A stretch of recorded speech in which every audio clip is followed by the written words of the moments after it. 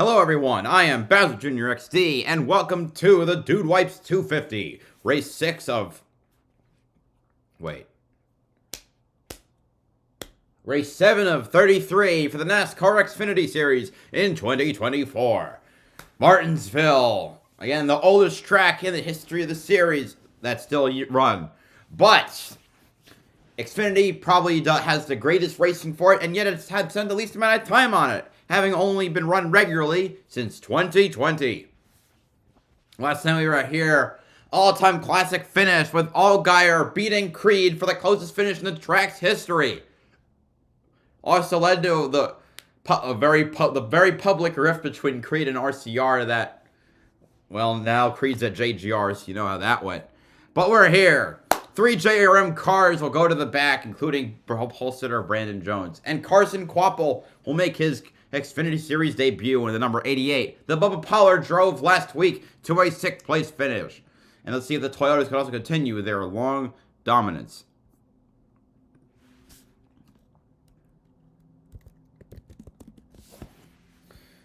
Alright, so now we wait for this to start. I'll see if anyone hops in the call.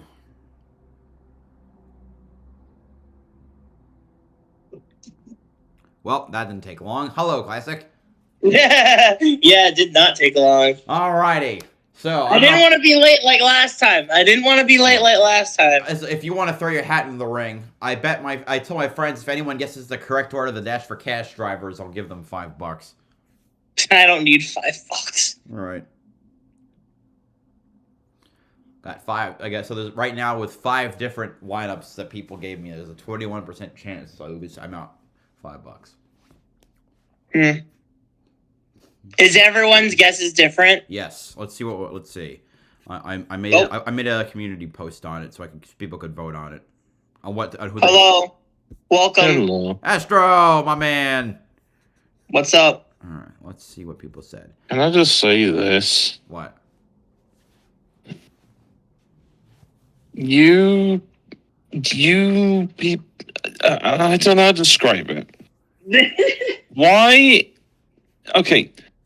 Why is there in America a 3-hour endurance race of an 8-figure rate, like 8-figure track? Oh, that sounds like where? Figure 8 track. That sounds like heaven for a viewer. I'd watch that. Where and when? Because I need to know for educational purposes. Totally not writing down 3-hour endurance race at an figure 8 track. Must go to races. Where did you see that? Endurance race, figure 8. Anyway, while I'm looking, let's see. It's at the Indianapolis Speedrome. Interesting. All right, so the guesses I had, Aaron guessed Jesse Love, Almirola, Smith, Kligerman. Aubrey said Smith, Love, Kligerman, Almirola. Chase said Almirola, Love, Smith, Kligerman. Dave said Almirola, Smith, Love, Kligerman. And Johnny said Smith, Love, Almirola, Kligerman. Almost everyone has Kligerman last. I mean, I would too. But anything can happen in Martinsville. that's true. Literally anything can happen in Martinsville. If anyone gets 3 hours. Fragile. Figure 8 race. Also, I'm gonna announce. I'm gonna rethinking it. I'm gonna give the winner $10. Can I share screen in this call or no? I'm not sure. No, I'm not sure. Only time I share screen on something on call is if there's a paywall, because I have access to every NASCAR. Oh no! It's just share screen the YouTube video of showing what classic I was talking about. That's all. You can put the link to the video in Michaelis. I can send it to you privately. That is true. Mentioned there was one DNQ today. The 74 for Mike, or yesterday was the 74 car for Mike Harmon Racing. DNQ'd with Ryan Vargas. Next week, Vargas will start at Valencia with the Euro Series. I saw a lot more left front tire lockups than I've probably ever seen in the Xfinity cars here. So I think restarts can be sketchy. Cold sticker tires might be a little sketchy. So should be fun for us to watch. With that, give me a couple of drivers to watch.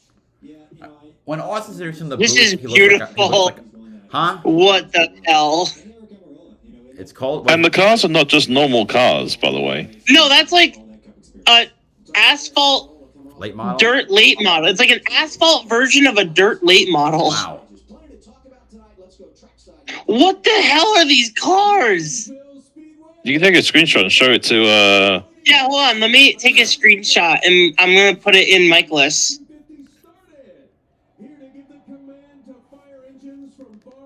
Oh, why can't I pause it? Guy from Barstool's giving the command. You know what the weirdest thing is? Command is given. Two major sports are happening right now. Yep, we got NCAA, right? WWE. That's not. I don't call that a major. I don't call that a sport. Look in Michaelis, Bowser. All right. If it loads. Whoa, that is. Yeah, that's what they were racing around the figure 8. That's cool. All right, so time for the starting lineup for today's race. Starting 38th, driving the number 35, Kiowa Eidmiller Machining Toyota for Joey Gase Motorsports. 50 years old from Kanagawa, Japan, the oldest driver in the field, Akinori Ogata, born in 1973. Starting 37th, driving the number 81, Wheelers Toyota for Joe Gibbs Racing. 21 years old from Talking Rock, Georgia, Chandler Smith. He did not qualify because he scraped the car in practice and busted it up. Starting 36th, driving the number 53, the unsponsored number 53 Ford for Joey Gase Motorsports. 31 years old from Cedar Rapids, Iowa, Joey Gase. Starting 35th, driving the number 07, Superior Essex Chevrolet for SS Greenlight Racing. 29 years old from Charlotte, North Carolina, Myatt Snyder. Starting 35th, driving the number 14, Mitchell Defense. Wait, what the fuck? I put the sponsor in the manufacturer column. The number 14, Mitchell Defense Chevrolet for SS Greenlight Racing. 28 years old from Leander, Texas, Logan Bearden. Starting 33rd, driving the number 92, American Dream Badur Environmental Chevrolet for DGM Racing. 37 years old from Westby, Wisconsin, Dexter Bean. Starting 32nd, driving the number 4, KSDT CPA Chevrolet for JD Motorsports, along with Express Auto Glass because of last week's incident. 22 years old from Mooresville, North Carolina, Dawson Cram. Starting 31st, driving the unsponsored number 6, Chevrolet for JD Motorsports. 31 years old from Ligonier, Pennsylvania, Garrett Smithley. Starting 30th, driving the number 29, Autoparkit.com Ford for RSS Racing. 24 years old from Bakersfield, California, Blaine Perkins. Starting 29th, driving the number 43, Costa Oil Chevrolet for Alpha Prime Racing. 34 years old from Ashburn, Virginia, Ryan Ellis. Starting 28th, driving the unsponsored number 28 Ford for RSS Racing. 22 years old from Tucker, Georgia, Kyle Sieg. And starting 27th, driving the number 15 Airbox Ford for AM Racing. 22 years old from Temecula, California, Haley Deegan. Starting 26th, driving the number 91 Tweak Your Energy Drink Chevrolet for DGM Racing. 26 years old from Wentzville, Missouri, Kyle Weatherman. Starting 25th, driving the number 42 Randco Chevrolet for Young's Motorsports. 19 years old from Mooresville, North Carolina, Leland Honeyman Jr. Starting 24th, driving the number 44 MacDoor System Chevrolet for Alpha Prime Racing. 32 years old from the Woodlands, Texas, Brendan Poole. And starting 23rd, driving the number 11 Call811.com Chevrolet for Colleague Racing. 30 years old from Port Charlotte, Florida, Josh Williams. Starting 22nd, driving the number 98 Monster Energy Ford for Stuart Haas Racing. 25 years old from Las Vegas, Nevada, Riley Herbst. Starting 21st, driving the number 51 Impel Union Alliance Chevrolet for Jeremy Clements Racing. 39 years old from Spartanburg, South Carolina, Jeremy Clements. Starting 20th, driving the number 26 gear wrench Toyota for Sam Hunt Racing. 21 years old from Marietta, Georgia, Corey Heim. And starting 19th, driving the number 97 WeatherTech Chevrolet for Colleague Racing. 34 years old from Auckland, New Zealand, Shane Van Gisbergen. Starting 18th, driving the number 48 Spiked Light Cooler Chevrolet for Big Machine Racing. 33 years old from Stanford, Connecticut, Parker Kligerman. Starting 17th, driving the number 8 TMC Transportation Chevrolet for Junior Motorsports. 19 years old from Johnston, Iowa, Sammy Smith. Starting 16th, driving the number 19 Place of Hope Toyota for Joe Gibbs Racing. 19 years old from Artesia, New Mexico, Taylor Gray. Somebody's getting arrested or hauled off to the hospital. Starting 15th, driving the number 16 Action Industries Chevrolet for Colleague Racing. 42 years old from Los Gatos, California, AJ Allmendinger. Starting 14th, driving the number 38 Viking Motorsports Ford for RSS Racing. 32 years old from Grass Valley, California, Matt DiBenedetto. Starting 13th, driving the number 31 Funkaway Chevrolet for Jordan Anderson Racing. 20 years old from Rhinelander, Wisconsin, Parker Retzloff. Starting 12th, driving the number 88 Chevy Truck Season Chevrolet for Junior Motorsports. 20 years old from Mooresville, North Carolina, Carson Quapple. Also, because I missed it, Taylor Gray is the youngest driver in the field. Again. And starting 11th, driving the number 2 Wheelin Chevrolet for Richard Childress Racing. 19 years old from Menlo Park, California, Jesse Love. And now for the top 10. Starting 10th, driving the number 21 Bennett Transportation Chevrolet for Richard Childress Racing. 29 years old from Winston, Georgia, Austin Hill. Starting 9th, driving the number 1 10X Health Chevrolet for Junior Motorsports. 20 years old from Franklin, Wisconsin, Sam Mayer. Starting 8th, driving the number 39 Syapps Ford for RSS Racing. 36 years old from Tucker, Georgia, Ryan Sieg. And starting 7th, driving the number 5 Dude Wipe Chevrolet for Howard Motorsports, the title sponsor of the race. 25 years old from Ridgefield, Connecticut, Anthony Alfredo. Starting 6th, driving the number 20 He Gets Us Toyota for Joe Gibbs Racing. 40 years old from Tampa, Florida, Eric Almirola. Starting 5th, driving the number 7 Jarrett Logistics Chevrolet for Junior Motorsports. 37 years old from Riverton, Illinois, Justin Allgaier. Starting 4th, driving the number, also Allgaier is the defending winner at Martinsville from the fall. Starting 4th, driving the number 27 Talbert's Per Year Tank Line Chevrolet for Jordan Anderson Racing. 31 years old from Halifax, Virginia, Jeb Burton. And starting 3rd, driving the number 18 Friends of Jacqueline Foundation Toyota for Joe Gibbs Racing. 26 years old from Alpine, California, Sheldon Creed. My pick for today, which might not be the best pick, but I don't care. Starting 2nd, driving the number 00 Haas Automation Ford for Stuart Haas Racing. 26 years old from Ladera Ranch, California, Cole Custer. And on the pole, driving the number 9 Menards Scotts Chevrolet for Junior Motorsports. With a pole time of 19.757 seconds and an average speed of 95.845 miles per hour. The 27-year-old from Atlanta, Georgia, the 2022 spring winner, and 2023 should have won her.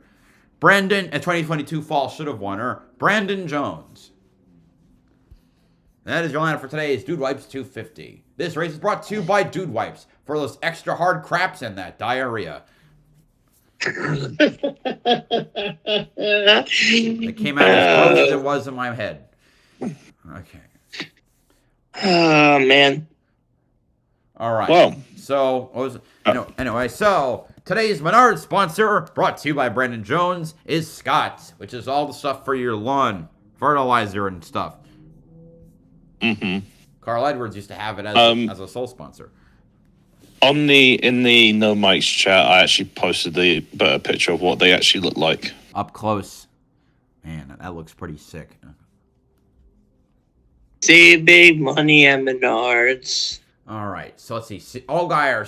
They showed Okada, actually a video of the practice of this series of A1 accidentally driving into the wall. Mm-hmm. That's what caused him to start at the rear. Mm-hmm. Got predictions. Like I said, my pick is Creed. Which might. I don't know. I don't like doing predictions because I always jinx the driver who does it. Oh, also, I forgot to mention, you know the two. Jesse Love. Jesse Love. Yeah. This is his first ever race at this track. Yeah. He's the leading rookie So of the tour. the rookie doing his first race in this track. 2 cars are going in the back. That looks like the number 9. There are 7 cars going to the back, and those are 2 of them. And the 7. 7, 8, Wait, why 9, is the 9 going to the back again? Cracked brake rotor. Yeah, 9 and 7 are going to the back. Cracked brake rotor. So for those watching on the TV, the Dash for Cash drivers are outlined in purple. Once the race gets going, I will type out an additional graphic on my screen to illustrate. Actually, I'll get it started right now. Just to let you know, it's going to be in the starting this race, and we are about to go green. It'll be 250 laps around the half-mile short track. Custer and Creed bringing the field to green, and we're going at Martinsville. Custer with a good start on the outside, but Creed's going to get down to that bumper and try to stay even with him. Custer takes the lead. Burton battling now for second spot. But that inside line is the only line. Custer leads number 1. Bit of a bumper shot, but Custer gets away.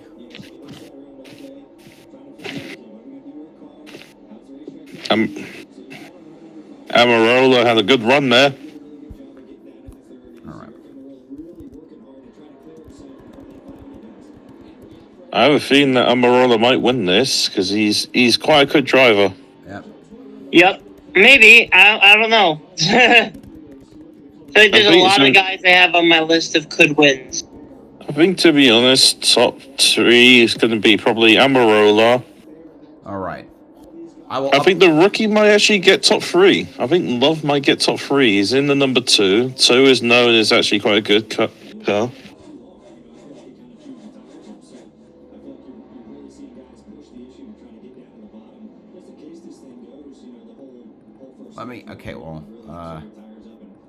Let me edit this thing. Come on.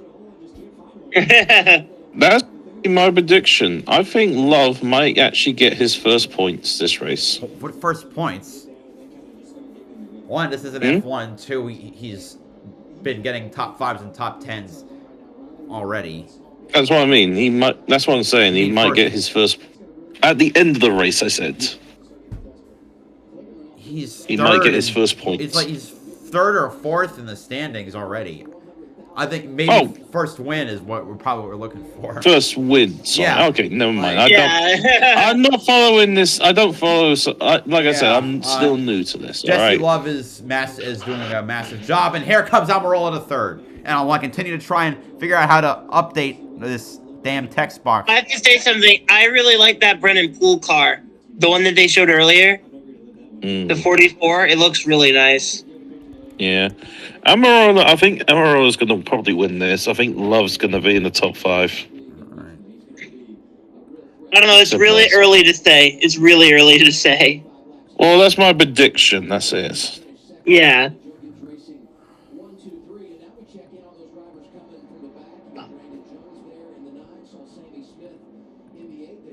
Wait a minute. I know how to edit. I can edit it. I know how to do it. All right. So, oh no! I guess I'll find out what that oh no is for. We go yellow. Oh boy! Time to find out. What it's Dexter Bean. Oh, I think he got contact from the 8. This is the 92. He dove it in too deep. He dove it in too deep.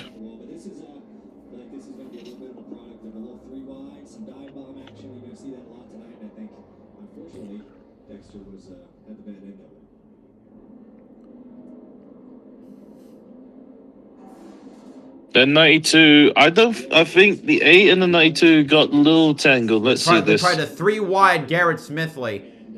Okay, when they hit him. He dived it in. Yeah. Oh, he dived it in, and the 6 got in the middle. Garrett Smith's Bean's angle directed him towards Sammy Smith, and it caused him to spin off of the right front bumper of the 8. So, if anything, it's Dexter Bean's fault.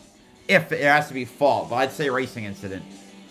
It's a racing incident, but the 8 just dived it in like it was nothing.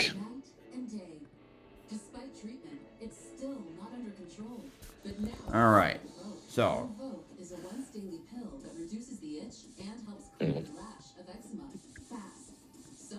I do want to warn you guys. I've been warned in my area about me some power cuts. So if I get disconnected, it's just a power cut. All right. Interesting. Yeah, we had this. It happened before with neighbors down on the opposite side of our area, but like it didn't affect. When you have a couple of blocks down, one side goes down, but the other block doesn't go down, and then all of a sudden it just gets a chain reaction. So that's gonna be So fun, far, and I don't nobody's give a in damn. position for my money. Can someone give me $50? No thanks. I'll pass. I will as well Only- pass. At least my money's. I'll be like, hello there. My money comes from giveaways for people getting the correct. I'm like colleague racing with like, can you guess what lap X will happen? Yeah. But you never know these days. You never know. Is that why you left during the truck race? Yeah. Well, actually, no. I had to. Literally just had an update on Discord. Ah. Yeah, I That's all. updated it this morning. Yeah, and it was getting late for me because I actually had a 11-hour shift on that day as well. So I gotta ask, are you gonna watch Japan? Or is it too early for you? No, because I'm at work. Yeah. It's cool. The Japanese Grand Prix starts 1 a.m. Eastern time. I will refrain. Yeah. By the way, it's fun fact. Checo got his first front row start since Miami last year. Let me say that again. No. Checo, in the best car on the grid, had almost a year between front row starts. Pathetic. Mm-hmm. Also, This is going to be fun. I assume you all know of Dan Weldon. I do, but after last. Well, Sebastian Weldon, his son, just won his first USF Juniors race. Yeah, I saw you post about it. Good for him. Yeah, so he won by like 8 seconds. You think he won by 8 seconds? So I really hope I see his name in the future. Me too. I really hope I see his name in the future. That'd be such a good story. and don't forget his younger brother Oliver as well. Oliver. He's also racing. All right. Yeah. Speaking of racing, we're getting back to green. Nice segue. I know. I thought so too. Side by side heading into turn number 1 for that lead and third place. But Amarola gets that third spot from Jeb Burton as Custer's on the inside of Creed for the lead, entering turn number 3. Custer's now clear, heading towards the start, lap 15. All right, wait for a few laps for this to get before I update again.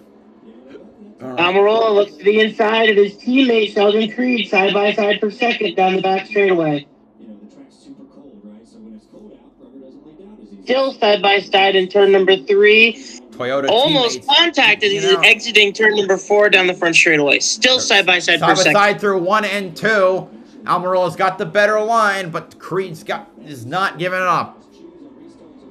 I gotta wonder if Almirola, with his much more extensive experience at Martinsville, is going to help him as he takes second place. Amarola gave him a little bump exiting the corner, and that definitely helped him get that Here spot. comes Jeb Burton on the inside. There's a little contact there. Jeb still on that inside of Creed, looking for third position, but Creed gets it. Yep. There's Sam Mayer running in 5th, trying to work his way back towards the top 12 in points, because he started the season in a hole deeper than redacted. I gotta stop using that as my punchline. Second redacted punchline of the weekend. Congratulations, you've achieved comedy.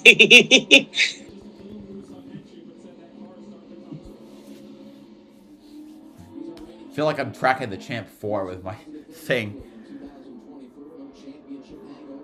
consecutive top 10 finishes, comes in third in the standings. So even though he hasn't won, you could say somewhat picking up where he left off. Cole Custer. Let's update the progress of some of those drivers that are driving from the rear. Chandler Smith is already up to 26, I got and it.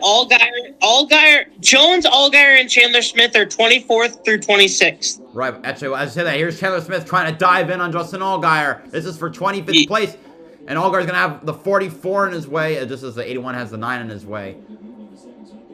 Yep. But these are the 4 fastest cars trying to work their way up. Chandler Smith just didn't qualify. The other 3 had to start in the back. So we know that at least the 7, 8, and 9 have fast cars.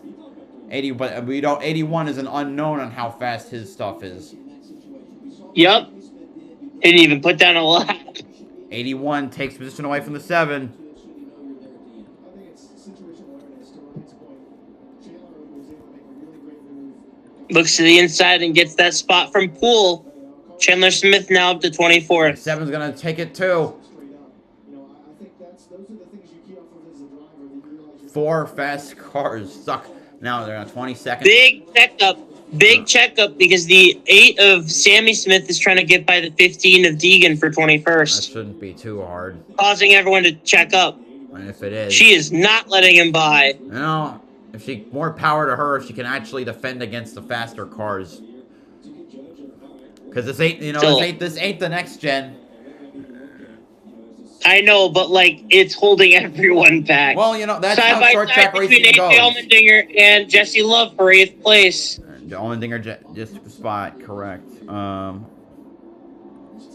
Shane Van Gisbergen, the supercar champion. And 2 teammates side by side for 19th. This is the battle. Shane Van Gisbergen The battle and ahead John Flynn. of. This is the battle ahead of the train. Sammy Smith got past her. Yep. Here's the battle for 10th spot. Ryan Sieg and Austin Hill. What paint scheme do you like better for Ryan Sieg? SciAps or CMR Roofing? CMR Roofing, that's more iconic. Too bad they defrauded their customers.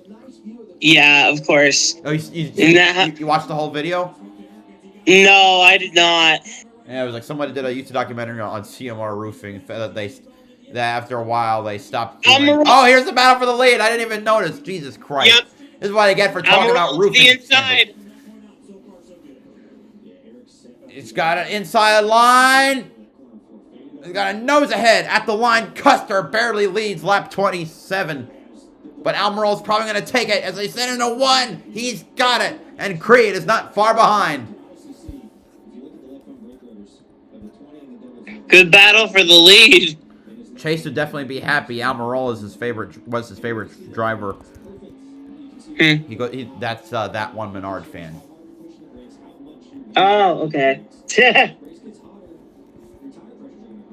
Also, I'd just like to point out, Almirola stuck his hand out the window when he got by Custer. Telling him he's number 1. Yeah, probably. I'm your number 1 biggest fan, Custer. Here's how I'm gonna show it. He's going to first. Oh, he's not here. Damn it.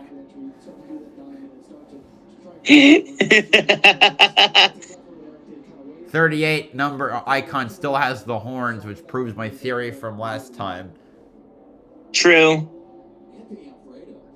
And they're showing and Alfredo really good performance with the 5 cars so far this year. I was just gonna point him out earlier, but I felt like it'd be too early to point that out. It's the best start this team has ever had. Even better than when Moffitt was with them. Just AJ Allmendinger to the inside of Parker Retzlaff for 7th. All right, Chandler Smith now to 22nd.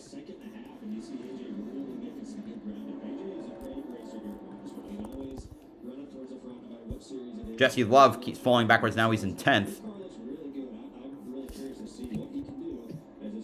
Teammates for 10th place, Jesse Love and Austin Hill, side by side in rank turn number 3, with Riley Herbst right behind them. Isn't this familiar? At least they're not killing each other. It would be fun if it was. That at least then nobody would get my money. No, I think it wouldn't be fun. It would be funny because the irony Yeah. of I can't wait for Jesse Love to be in that 2 car. Didn't Austin Hill say something like that after Martinsville? I don't remember. I'm not giving him any extra thought. There's, one driver in his first start, one in his second start. There's a Carson Quapple and Taylor Gray. Yep. Also, this is Carson Kvapil's first race, correct? In Xfinity? Quapple, yeah. Quapple, thank you. Yeah. Right. 2 races in a row where the 88 has a first-time driver. Yep. And we'll have another one this year with Connor Zilich. Yep. Oh, we got Deegan and Dawson Cram. But say caution, Haley Deegan, big damage on that front bumper. You handled that better than I did. No, Blaney. No, it doesn't. What did he say? That doesn't look good. No shit, Sherlock. That's your NASCAR champion, folks. That doesn't look good. That bumper is peeled off like skin. All right, let's see what happened. Brennan Poole. Oh, and she hit Weatherman too when she got spun. I mean, that's what caused the front end to come off. 44 just drove in, just spun her. Yep. Oh, Dawson Cran didn't get hit. He just stopped. Yeah, Dawson Cran was just like, "Well, where am I supposed to go?" She won't be happy with that.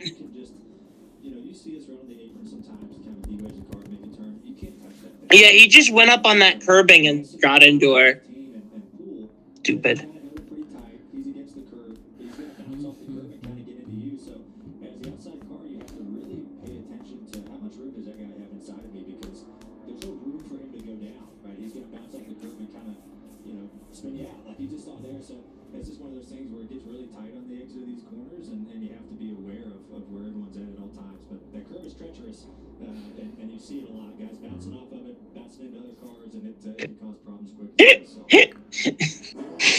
Why does Star blame? How could Star blame Deegan for that one?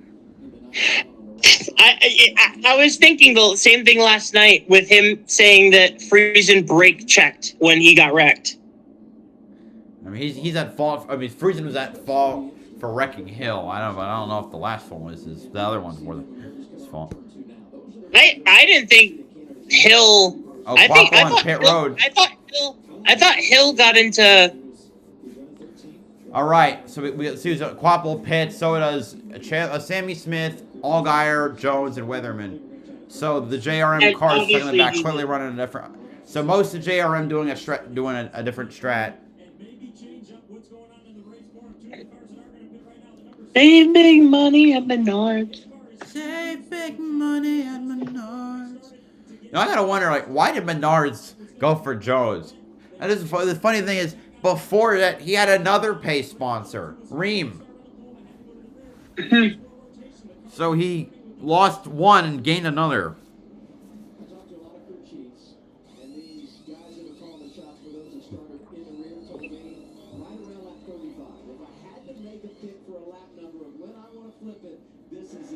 All right. They've got their service, and now they can play the game to get some track position at the end of stage 1. All right. 38 laps. Done.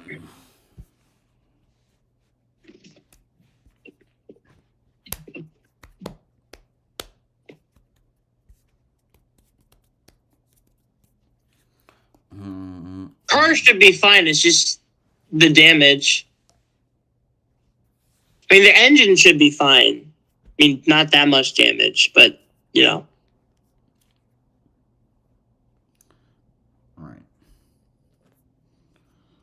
right.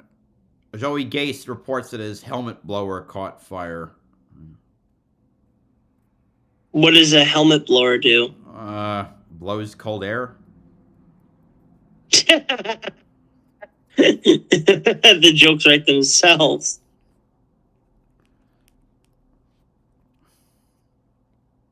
If you think that's if you think that constitutes a blowing joke, then you've never had sex before. No. I just think it's funny that something that's supposed to blow cold air is on fire. Oh, okay. Right. I don't. Great. I don't know how you got. You know what? I'm not gonna ask. This is what hell server has done to me.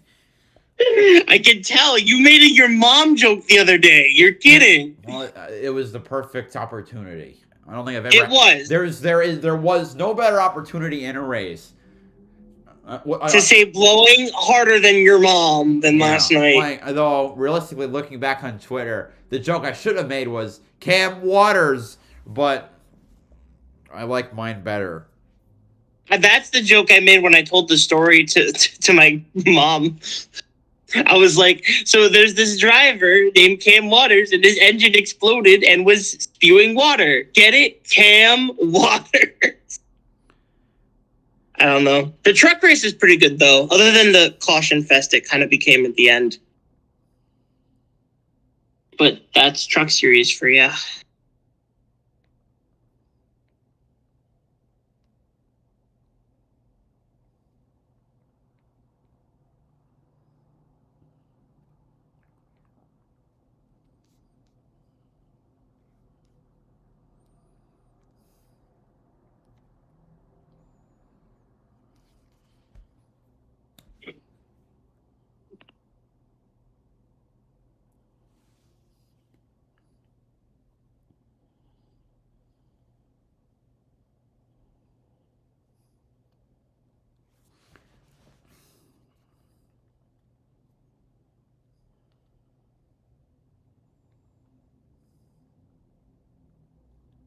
Over green.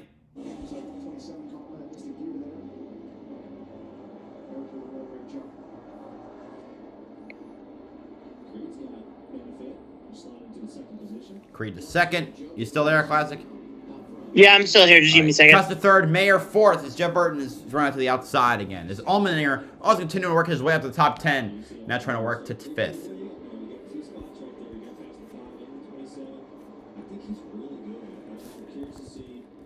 All right.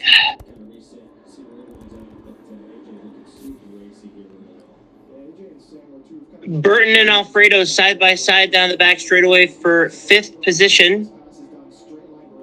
And almost 3 wide entering turn number 3. I believe that was Ryan Sieg, Retzlaff, and Hill. How far behind am I?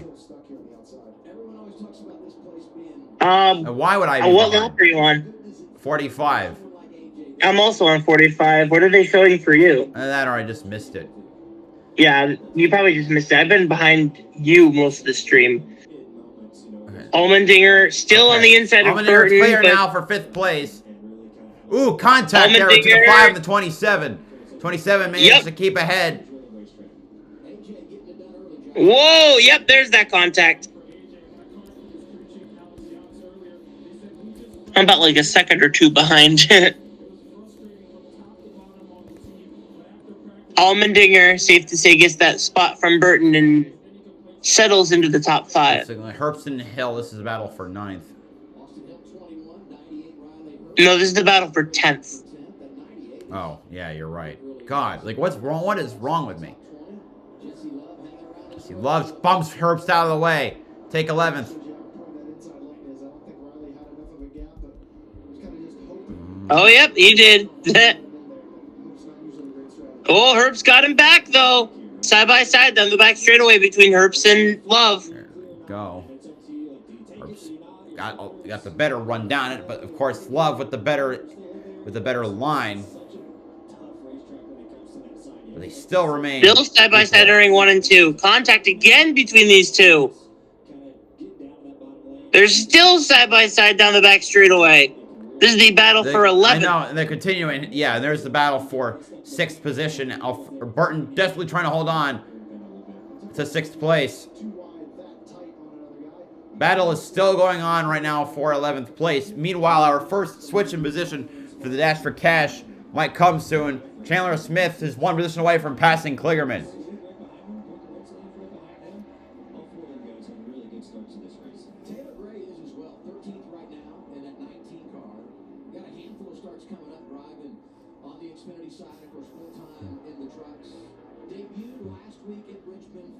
My goodness, they're still fighting each other. Not anymore. There's- Love cleared.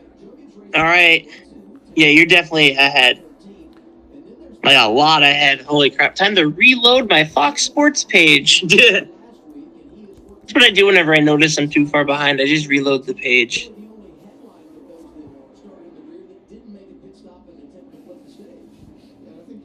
Yep, Chandler Smith is working on that bumper of the 48.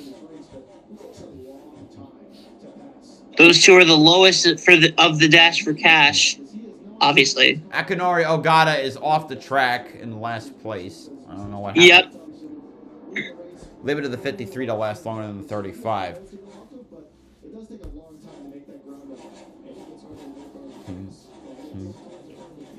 I just love the vibe of Martinsville at night. Now, I don't know why they didn't try to enter the 74 as a 32. They probably would have made it on owner's points.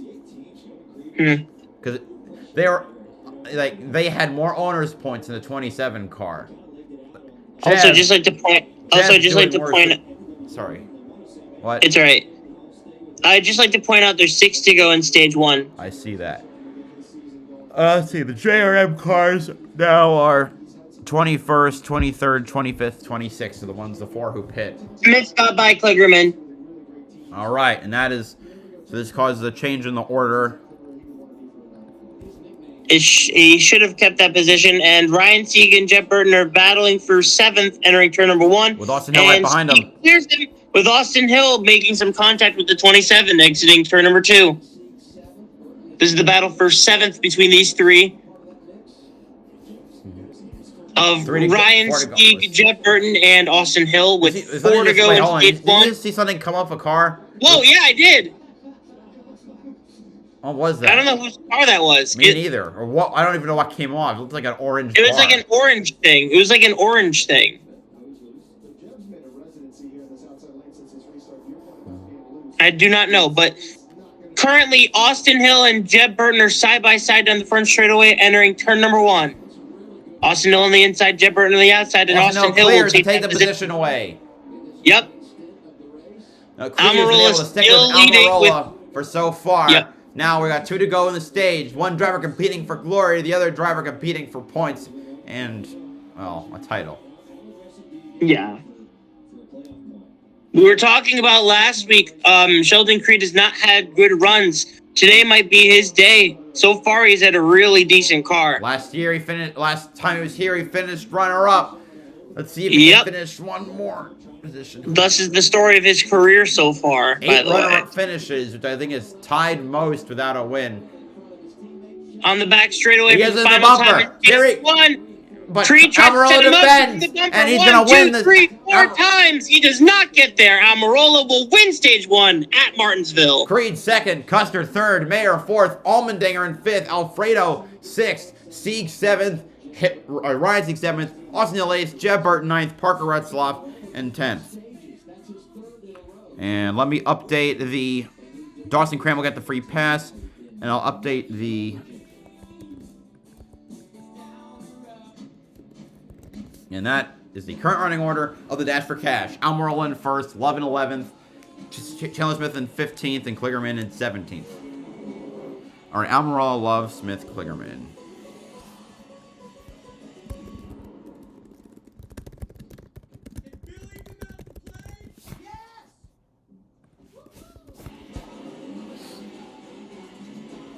The all-new Tacoma. Toyota. Let's go places. Hello, Ghostbusters. It's Doug. We help people customize and save hundreds on car insurance with Liberty Mutual. I was just humming it too.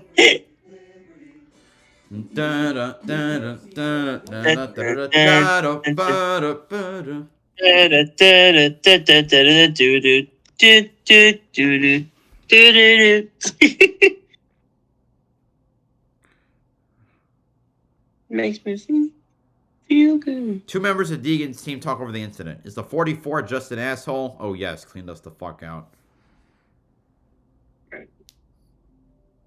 I mean, they're not wrong in the judgment of what happened.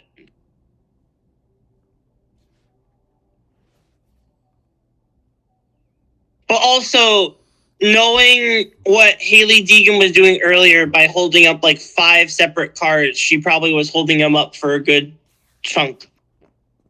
True. And he had enough, which has happened before many times, of drivers just having enough. All right. Also, a few hours earlier, was Chase Briscoe announced that his wife will be giving birth to twins. Say it again? Chase Briscoe is his wife will be having twins. Oh, hey, that's good for him.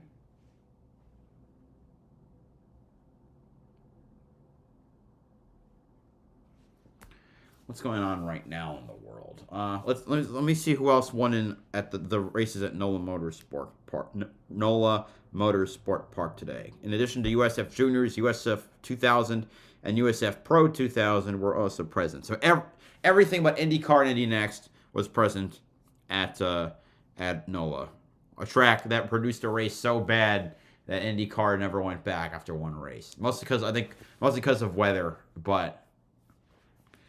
All right, USF 2000, Max Garcia, who won the first 2 races of the season at St. Pete, now goes 3 in a row.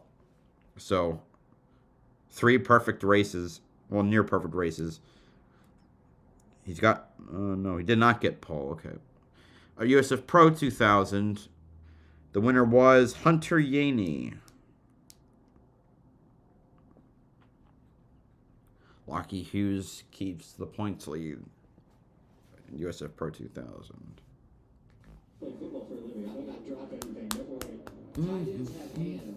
All right, everyone should be coming in for pit stops this time. Except maybe the JRM cars, because they stayed out. They pit. Yeah, I should have said almost everyone. Well, they might. I just don't know. The one stayed out. Only the one stayed out. The 1 and the 4. The one tire strategy worked for Eckes. That is true.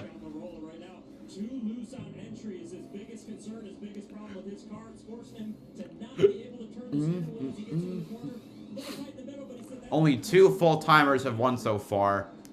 Let's see if we can change that today.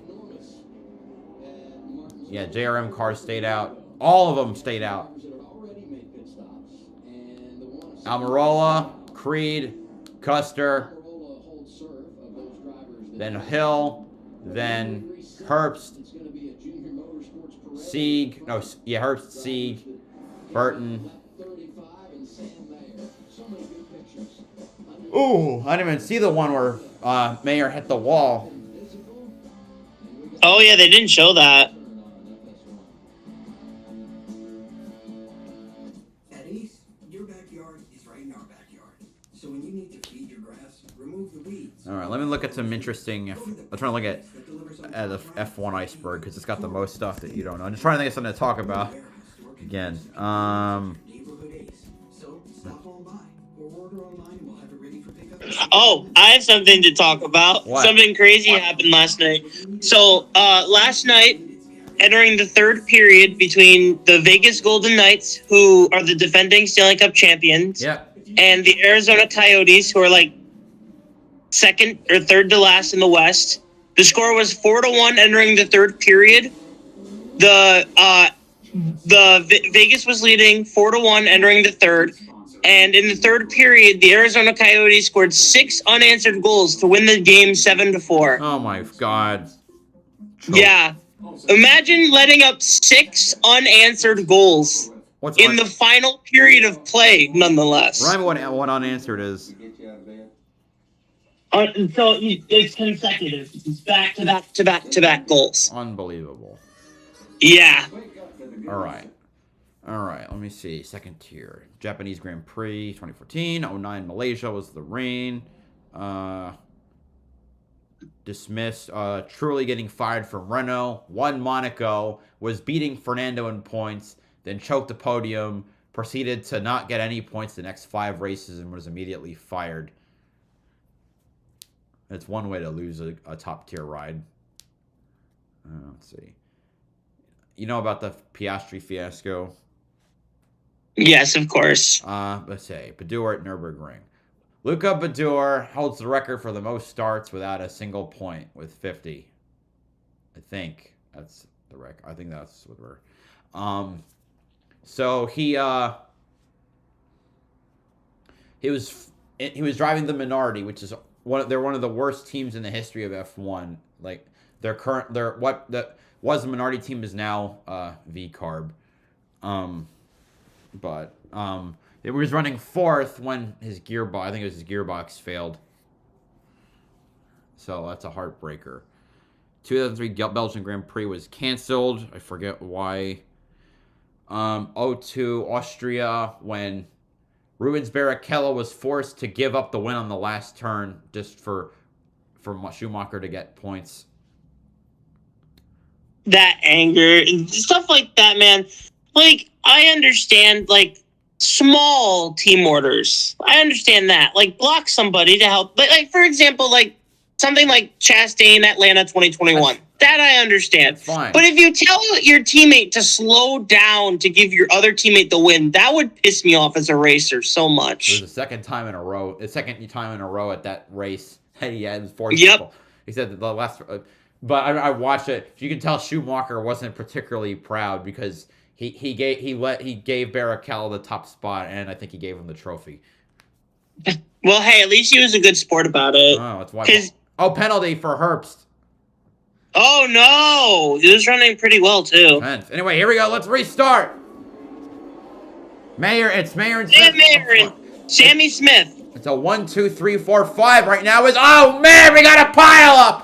Hi, and Brett Restart for the 9, leading Clemens. to a big pileup. The 16 involved, the 26 involved, the 51 involved, the 28 involved, Deegan involved.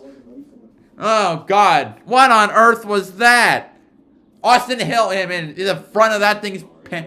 Actually, were any of the Dash for Cash drivers involved? It looks like no. Logan Bearden involved. Weatherman involved. My goodness. What happened? Like... That was the 9. The 9 got an awful jump on the restart, caused the whole field to stack up behind Austin Hill. That's why Hill has so much damage. Honeyman involved. All right, let's say you said the 9. Yeah, watch the 9 on the restart. Oh yeah, holy crap! Yeah, he did not get going at all. Yep. And that just caused a massive pileup. Oh my God.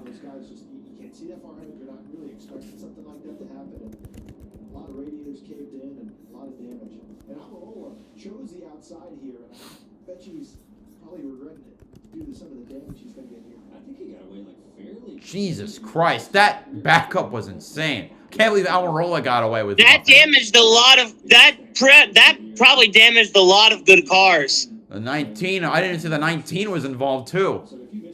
Yeah. Oh my God. De Benedetto up against the wall. No, did he get hit too, or did he just pause? No, he went into the wall to avoid the wreck. I think Almirola should be good. But wow, yeah. that is sad. Well, two of them at least started on the inside, which saved them. Yeah. Look at Alfredo. Jesus Christ. Ugh. Red flag on lap He just came 72. flying into Weatherman. Yeah, red flag. Wow. Thanks, Jones. Thanks, Jones. This is why you never graduated from Xfinity.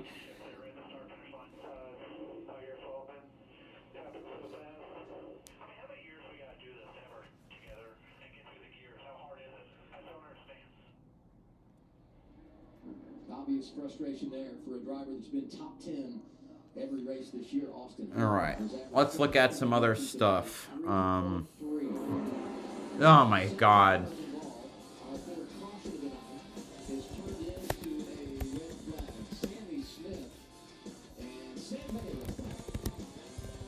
Well, this was really early. All right. Let's see. Let's see. Yongam Circuit. They were original plan for the Korean Grand Prix was to build a city and have the track around the city. They didn't get that far. The track was made, but the city never got made. US F1 was a team that was supposed to enter 2010, but they barely got going, even as they were the first team in that. They were the first team that was announced for 2010 that was joining, and the only one of the announced teams that didn't make it to the grid. There was going to be an All-American made team, and they never got past the design phase, I think. Oh, the double diffuser for Braun, that was part of what made them so fast. They exploited the rules. Like the diffuse, the strakes on the bottom of the next gen, how that works. Yeah, I know the diffuser. It was designed in a way that there was a second diffuser on the upper side of the underside. Interesting. McLaren Honda. Ah, yes. McLaren's best days were in the late 80s to the early 90s when Honda powered McLaren and they had Ayrton Senna. They were basically unstoppable. In 2015, McLaren got rid of Mercedes engines and rejoined with Honda. And on top of having bad cars, the Honda engines were incredibly slow. Alonso compared it to the GP2 series. Let's see. 2014 stepped noses. 2014 noses. So I'm gonna share my screen. Due to the rules, led to multiple teams having very weird noses. See my screen? Oh yeah, those are very. Some of those look phallic in nature, I have to say. Funnily enough, all the teams that didn't have weird noses were the top three, which didn't have weird noses, were the best three.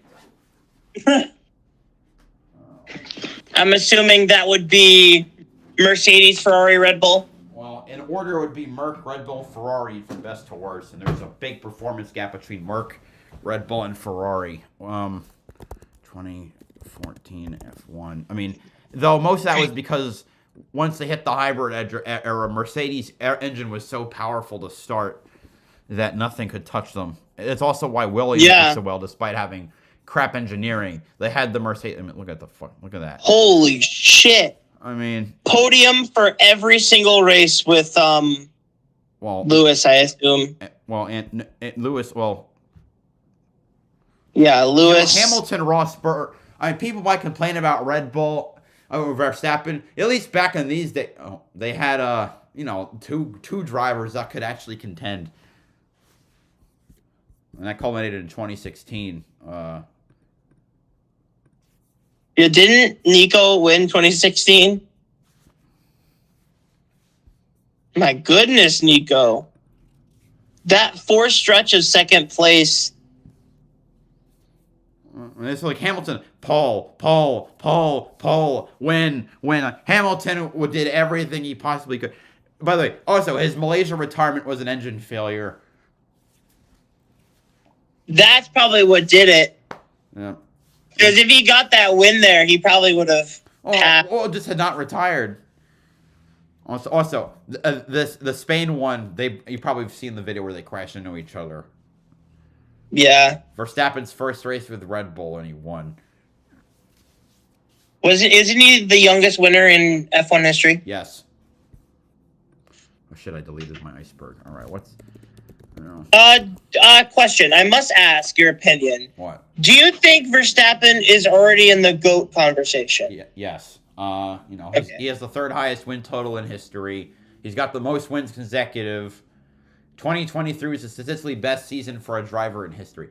Problem is, comparing the drivers from the olden era, they retired earlier. Drivers like, Jim Clark, Juan Manuel Fangio, Senna, Prost, Jackie Stewart, Lauda, if he didn't get himself burned or if he didn't retire and then come back, if he hadn't retired, you wonder. Let's see what else we got here. Lotus Party Mode. Oh, that's a hilarious story. So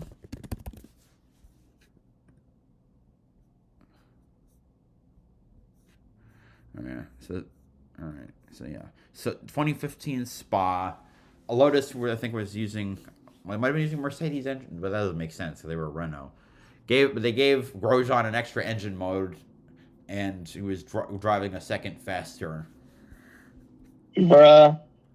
Yeah, qualifying performance mode. I was so meddling from other teams.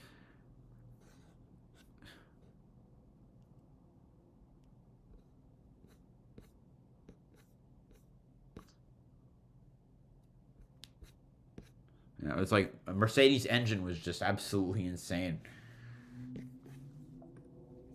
Let's see what else we got. Spygate. That was Ferrari still in the McLaren still in the Ferrari design. Liegate. Hamilton lying about. So it was like whether he was told to give a position back to Jarno Trulli at Australia and didn't. Let's see what else we got.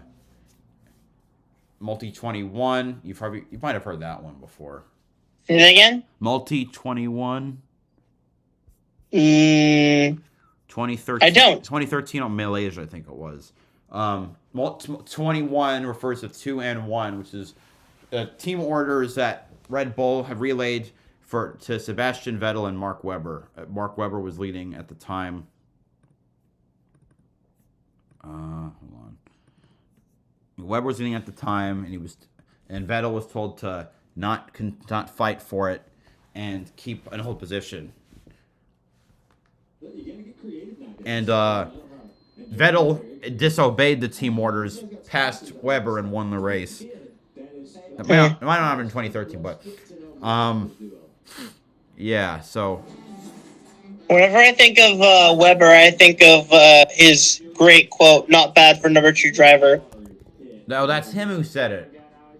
Yeah, that's what, when I think of Webber. Hold on. Hold on, we got Jason Cram.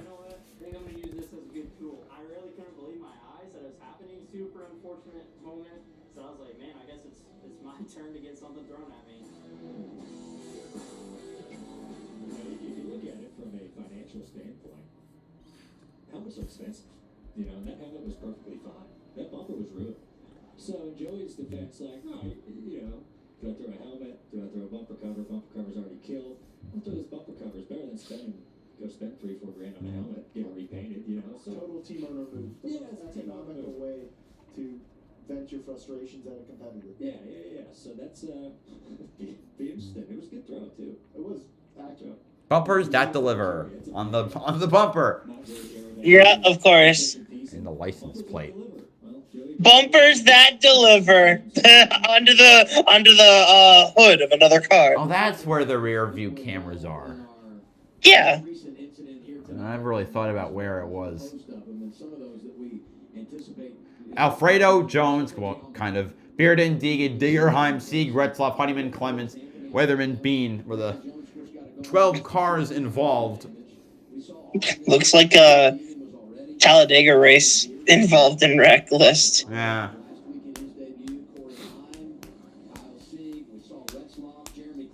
They're moving again. We're back to whenever yellow.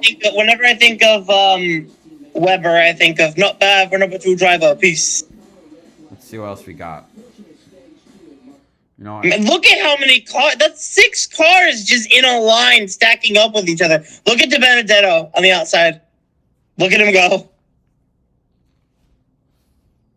Oh, I didn't show the whole thing, but he practically just kept it on the wall, tried to avoid the wreck. have you heard of the F duct? The what? The F duct. No. Okay, so this was 2010 or so. It was right when it was when DRS was introduced. I think it was McLaren added an extra like a pipe that took kind of out of the nose, and there was a hole in the car that if one going down a straightaway, a driver would I think use their knee or their hand or whatever to hold down, and it would give the car extra speed. Like weird. Hold on, if I'm still sharing. Yeah, so the driver, there's the hole. That's where the hole would be. There's the exit point or the entry point for the air. Yeah, it was a way to direct air to the spoiler. You ever heard of the Jaguar Diamond story? No, I've not. You ever seen Ocean's 11? No, I've not. Oh, God. Okay, first off, watch Ocean's 11. So the sequel is Ocean's 12, and to promote it, the Jaguar team had diamonds put on their cars. So the 04 Monaco Grand Prix. Wait, I think I've heard this. Didn't they wreck at Monaco, and the diamond was lost and hasn't been found since? Correct. Yep. Let's see, FIA versus FOTA. Okay, this is so. You think NASCAR has had sanctioning body battles? No. Ow! I almost just cracked my finger. That was perfectly timed. IndyCar's All right. had it bad. F1 might have had it worse. Oh boy. All right. Can you see still see my screen? Yeah, you can. Yes. All right. So The FIA-FOTA dispute was a series of political clashes between the Federation FIA and the now-defunct Formula One Teams Association over proposed changes to the rules and regulations for the 2010 season. Budget cap. which we have. Wow. All right. Photo teams: Ferrari, Sauber, Toyota, Renault, Braun, Red Bull, Toro Rosso.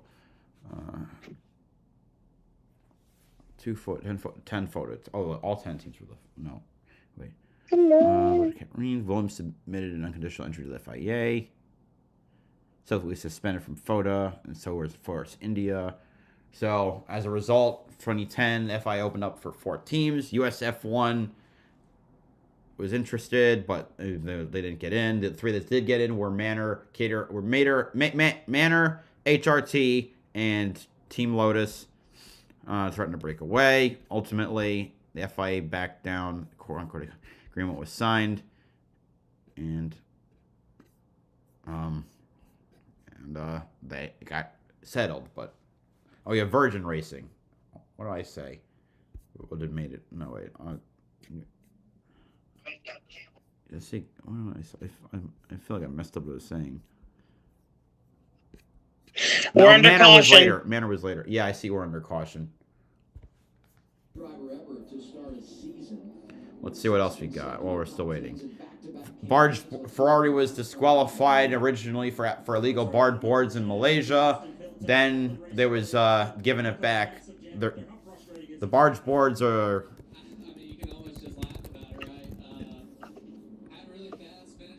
It's that thing. That's a barge board.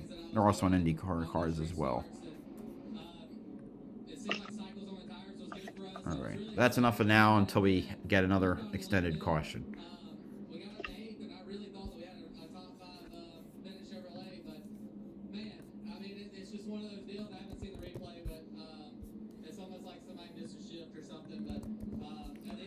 All right. So, Junior Motorsports keeps its top 5 running order. It's like a squadron.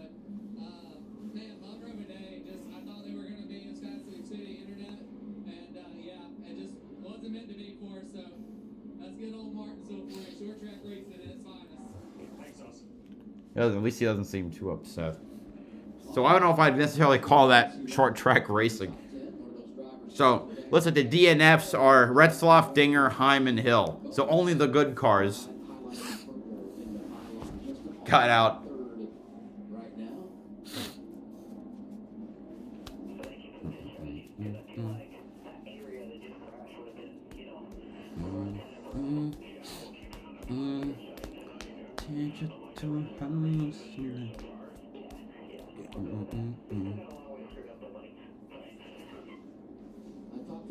In the garage yesterday, so you stay away from me. You're bringing me bad luck. So I think I'm banned from going in the 7 pit area or visiting with them in the garage. But the strategy has worked, and it's gotten them some track position after he started at the back after they changed those brake rotors. And you see what they're talking about here. You look at all the finishes, and there was a point in every one of those races where you felt like they had a chance. Something satisfying about seeing a 1, 2, 3, 4, 5.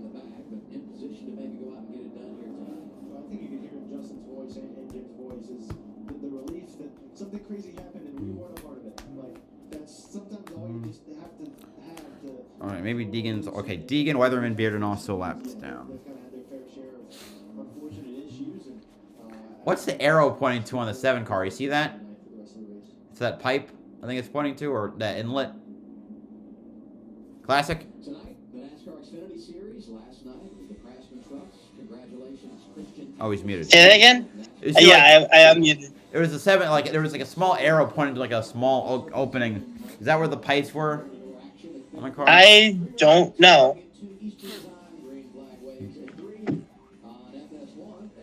Okay. They need to fix this graphic, man. It's having It's a so seizure. shit. That did not look. Yeah, that did not look stable. No, it hasn't been for a while. When Blaney won. Chandler Smith This- said he didn't think this race was going to be as crazy as the last one, like spring versus fall. Yeah, I think at least for now, you think he had to take that back. Xfinity Martinsville does not miss ever. Well, I mean, depends on your thoughts on races like these. Don't mind it. I don't know. I thought last year's race here in the fall was absolutely abysmal. I hated all of that, all of it. I was happy Allgaier won. What really made me angry was that guy hitting the wall like that and that big accident. Jeff Burton, I was mad. Yeah. You know what? I was glad Austin Hill didn't make the Final Four. Yeah, Jeff Burton. That made me so mad. Austin Hill has never made the Final Four in any series he's ever been in. Same thing with that's how I felt with 2017, or was it 2017 Fall Cup race when Denny Hamlin caused that big one at the end. Right, and Kyle Busch won it. Yes. All right. I love how the choose were now back to 20th. I just like seeing more cars on this graphic. I mean, at least there's. I remember when we first started with the choose, and they didn't even show us who chose which lane. All right. So they're changing. JRM. Front row JRM. Yeah, and the other three chose the inside lane. All right, here we go. Let's try this again. Jones, please don't miss a shift. He didn't miss a shift. Camera green.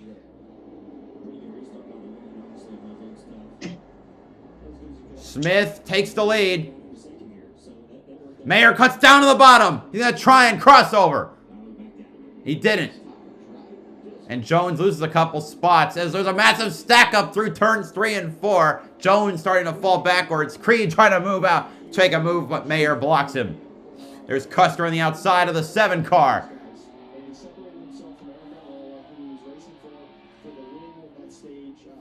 That battle between Custer and Allgaier is the battle for 4th. Custer, wow, it's close. Wait, oh yeah, that is the 7 car. Wow, they're leaning on each other. Yep. And Quapple's wow. in a swoop. And Almirola is right behind them as well. Leads the cars that pitted. At pit. Yep. 7 Weatherman, Hill, Heim, all Mendinger and Red Flag trying to find the top 5. He's gonna get a little contact there with Custer as well. He's gonna clear Quapple to the top 5. There's Almirola trying to send it around the outside. Not gonna work though. He doesn't get either position.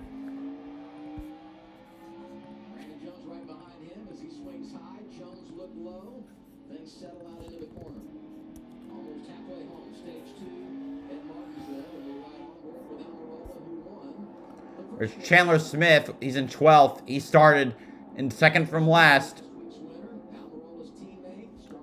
We got another caution. It's Kligerman. He's got a flat left. He's got a flat left front tire. And there's a ton of sparks. Yeah, that is. Oh, man. That is a weird looking flat tire. I mean, I can tell it's flat. It's something that looks off. Oh yeah, see, he spun to that. Of 2 cars running side by side, maybe somebody's splitter or side skirt kind of running into that left front tire and eventually let's go. So, obviously we haven't seen that, but there's a good chance that happens at this track all the time. And there's no interliners at these short tracks like Martinsville inside these tires. So when it goes down, it is downhill. Team owner Scott Borchetta is here taking in the race tonight, so no, he's disappointed. Great that he's out and watching the team compete. And next weekend, we go to Texas Motor Speedway, where this organization got their first and only win. With Tyler Reddick, yeah. 2022. Wonder what Jade Buford's up to these days. Yeah, I wonder. Haley Deegan gets the free pass. Can't believe that car is still drivable.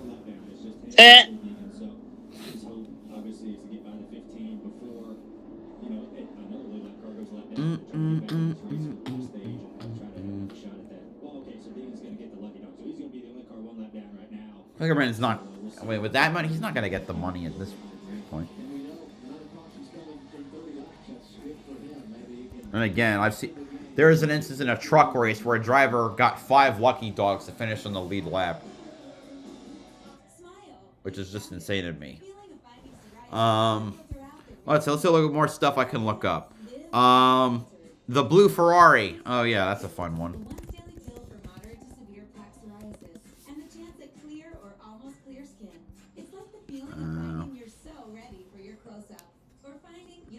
Forget why it was blue though. It's in Michaelis. Will be in Michaelis. It's in Michaelis. Serious infections, cancers including lymphoma, muscle problems, and changes in certain labs have occurred. Tell your doctor if you have an infection, liver or kidney problems, high triglycerides, or had a vaccine or cancer. Oh, it's a classic. You're muted again, just in case you knew or didn't know. Why is the Ferrari blue? I don't remember. I don't know why. This is weird. Driven by John Surtees, who is the only driver in history to win the F1 title and the MotoGP title. Very interesting combo. Yeah, Surtees was a multiple-time MotoGP champion in the 50s. All right, what else we got? Tire regulations from 2003.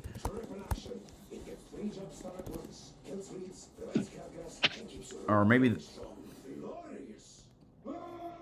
it was halfway through the season, F1 announced a tire regulation change that might have benefited Ferrari more, because of the way the tires aged. So, and that might have hurt Ferrari actually. But interesting. All right, let's see. Mercedes secret tire test 2013. Yeah, they had a secret Pirelli tire test. You know, probably didn't make the 2014 title look any more suspicious. All right, T minus. I gotta remember what this one is. Oh, it was a. Okay, Arrow. You ever heard of Arrows? Sounds familiar. Okay, well, they hold the record for the most starts by a team without a win. Even more than Minardi or Haas. So I'm going to put a picture of the car. A T minus is a sponsor brought by a guy named Prince Malika Du Ibrahim. He also scammed Robert Richardson Jr. in NASCAR, but he basically bankrupted the team. Green. Yeah, I see. I hit mute by accident. All right, Sammy Smith, Sam Mayer. Here we go. Back to green. Side by side down the back straightaway. Sammy Smith on the inside. Sam Mayer on the outside. Sam Mayer looks to the inside. Does not make the move. Sammy Smith stays out in front. You're on the back straightaway? Oh, geez. Whoa! You're ahead of me now. On the front straightaway, 3 wide. Damn, I can't wait to see this. Right now, I see a JRM 1, 2, 3. It's for second place. Mayer falls back. Oh, Geyer to P2. Wow. Whoa, Mayer goes way out of the groove. Damn. Yeah. Hey, Mayer, how he kept that thing straight is beyond me. Mayer's the only driver who hasn't pit, I think. Now Almirola moving up to 5th. And Sammy Smith is starting to run away. Quapple up to 4th. Yep. And now we see Allgaier and Creed fighting for that second spot. Allgaier wants to get down to the bottom, just can't get there. Which is going to make it almost inevitable that Creed will get by him. Thus is the story of being on the outside of Martinsville. And having worse tires. Yep. Oh, and more contact there.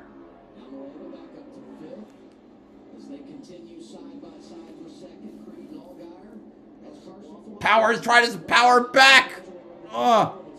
Is he going to have Allgaier gets the position, and Quapple looks to the inside entering turn number 3. I hate being behind. Allgaier is clear. Here comes Quapple to the inside. They're still side by side entering turn number 1. Oh, jeez. I'm straight away behind you. I know Almirola is lurking. All right.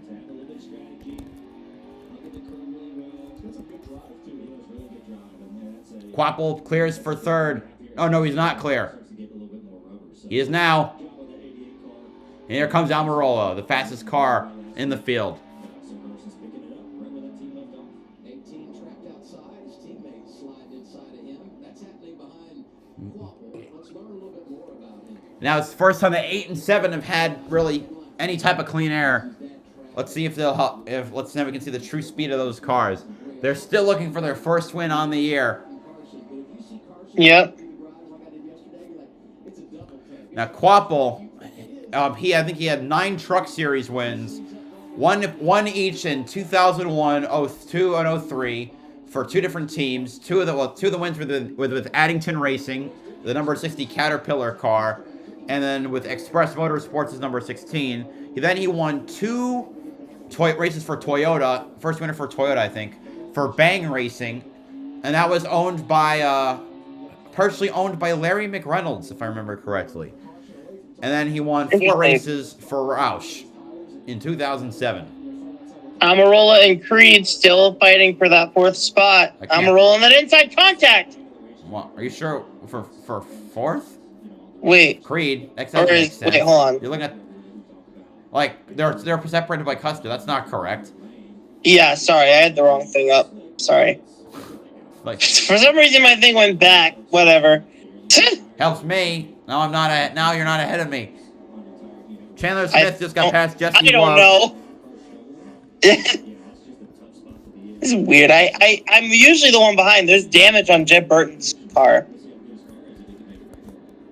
Yeah, I see Jeb Burton now too. It's weird. All right, Almirola, Smith, Love, Kligerman. Ward posted a video of his Twitter showing off a snake he found. Cool. Yeah, that's what he does now. He's a conservation guy. Really? Yeah, he's really big into conservation. Good for him. Yeah, it's interesting. Like, snake almost bit him, but it was interesting. Doesn't it also helps he's got that awesome accent. I wish I thought I could have shot through the window.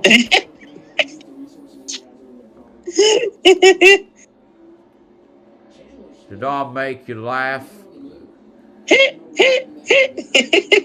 Also, I have to give a shout out to Josh Williams in 10th. Yeah. And I'll let you know, when I saw Jeb win at Talladega last time, I got so drunk, I peed out bourbon. Stop it! 16 to go in stage 2. Sammy Smith leading his teammate Allgaier by about Smith, 0.4 about seconds. half a second away from the top 10. He has about a 5-second lead on He has about a 5-second lead on Chandler Smith. Anyway, who's the worked his way battle up for to the lead 11. is starting to heat up now. Allgaier's managed to reel in his teammate. Now, Almirola wasn't able to catch up to Quapple, what I thought, which makes me wonder, the JRM cars are on way older tires. Well, at least the one was. These guys pitted out 20 And considering the laps one earlier. is only in 12th is insane to me. I mean, JRM car, the Hendrick affiliates are fast on it. True, it is Hendrick affiliate, so that does make sense. Hendrick owns the 9 car. Like, the way the ownership is, like, even though you can't really find this stuff anymore, Junior owns the 8, Kelly owns the 7, Kelly's husband, L.W. Miller, owns the 1, and then Hendrick owns the 9. Really? Probably because, with when Elliott went to Junior Motorsports, he had the 9. I think that's how that started.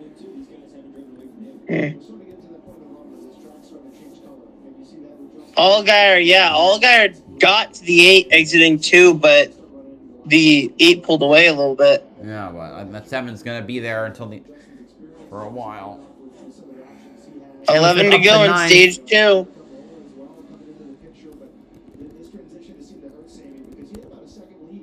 7 all up on that back bumper of the 8.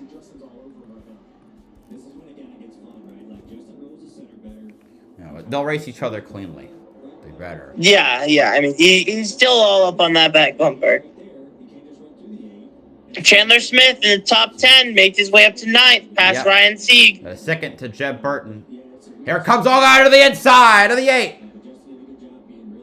Looks to the bottom and turn number 3. Defending now winner, they're side by looking for a lead side. around his teammate, but Sammy Smith leads by half a car length at the line. Allgaier's going to send it in even harder for the next one. This will allow Quapple to close in on the 2. And Allgaier on the inside. Door, bumper clear for the lead. Yep. Who did I pick? Oh, I picked Creed. That's right. And now it's a train from 1st to 4th. 8 to go in stage number 2. We're all looking for the inside of the 88. He's gonna get there. I think he's gonna send it in, and he's just sent it in, and he took that position really easily. 3rd for Almirola. Yep. Also, I just have to say, good showing for Carson today, considering it's his first going. Oh, absolutely. Yep.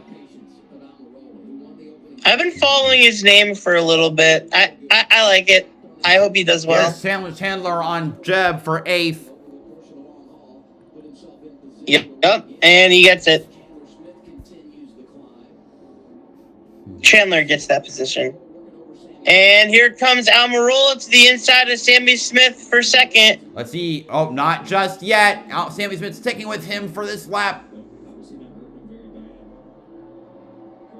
Also, Allgaier absolutely, once he got by Sammy, he blew the doors off him. Now he leads by about a 2nd over Almirola and Smith. Almirola clears for 2nd place now. Yep.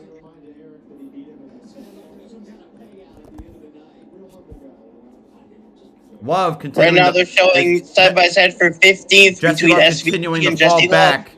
He's now back to 16th. Astro's prediction is not aging well. 4 to go. Yep. And right behind them, side by side between Brennan Poole and Taylor Gray. Yep. Taylor Gray in his 2nd start. Yep.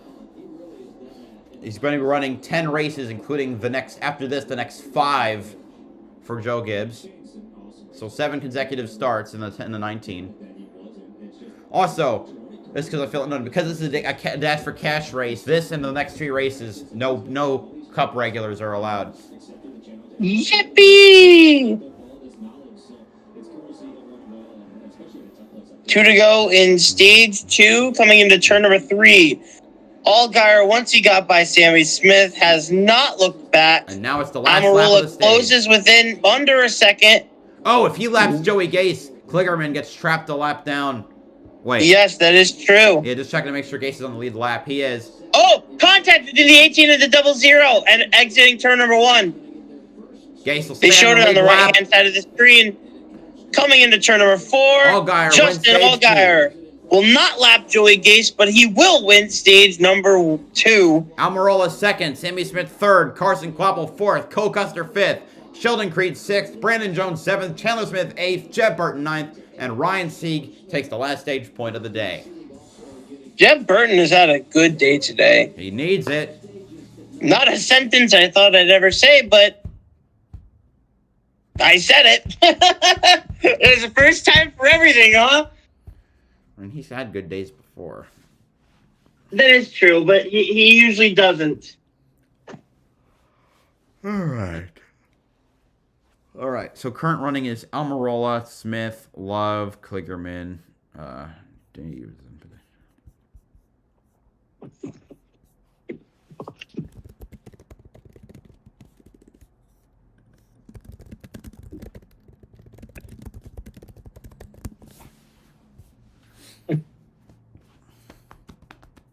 You know what Why am I laughing at that? That's so stupid. It surprises me more that Deegan wasn't the last car in the lead lap.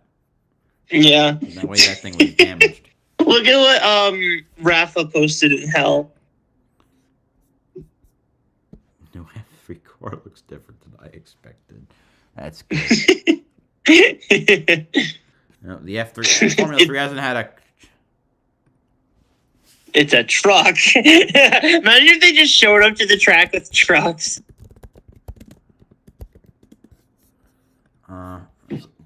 The guy F1 guy I was talking to yesterday. Let me see if I can find the video of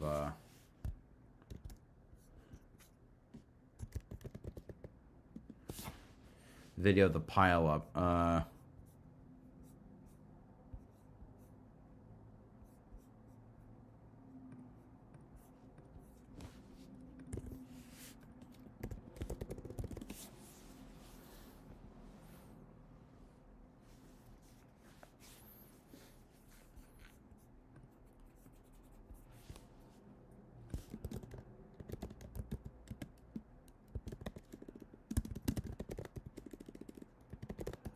As a reminder, the dash for cash drivers for the next race are whoever wins the money today plus the top three.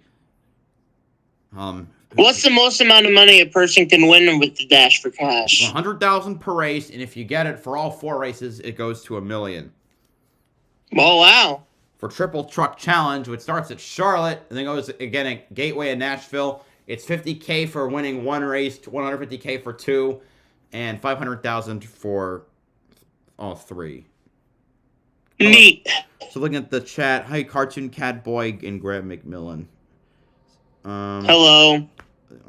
I don't check chat as much as I should because I'm too focused on other stuff. Yeah. What was I gonna say? I lost my train of thought. The most close, and Sheldon Creed won 2 of the races in 2020. Noah Gregson won 3 for Triple Truck Challenge. Gregson went 3 for 4 in 2022 as well. Oh, just 2022. All right, I'm gonna look at some other stuff. Let's see what else we got on this wonderful big ass iceberg. Bernie Ecclestone, former owner of the Brabham team and the head of the FIA. Oh, the Wolfgang von Trips accident. That's a bad one. You ever heard of Wolfgang von Trips?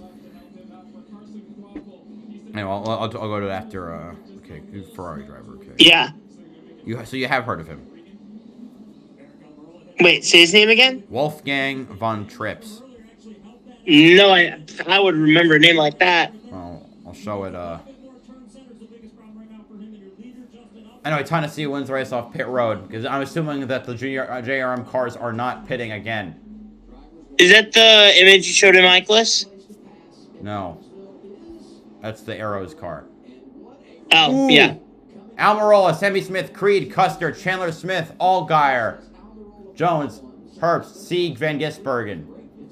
Bad pit stop for the 7, and Almirola is now going to be leading the field back. That might have decided. That'll decide. Big loser, obviously Allgaier, but big winner was, I think, Chandler Smith. Yeah, that and SVG. Oh, God, Chandler Smith, please don't win another race. I want a new winner. All right, so I'm still streaming. Wolfgang von Trips wreck. Hyundai. You can see my stuff. You see my screen, my screen share. You're not screen sharing. I'm not. No. Shit, hold on. I'll be right back. All right.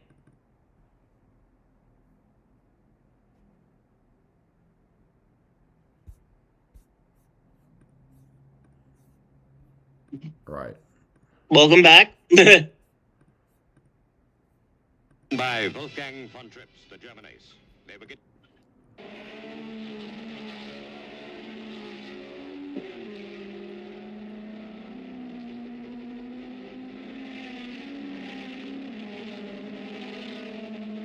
What is this footage of? 1961 Italian Grand Prix. All right. Monza Oval configuration, I think it was. Unknown to Phil Hill and some of the others, Von Trips had been killed when his car was in collision with Jim Clark's Lotus. 14 spectators were killed too. The race went on and Hill won. We don't show the wreck. Oh, hold on. At 3 p.m. on class Monza banking. But catastrophe was to strike on lap 2.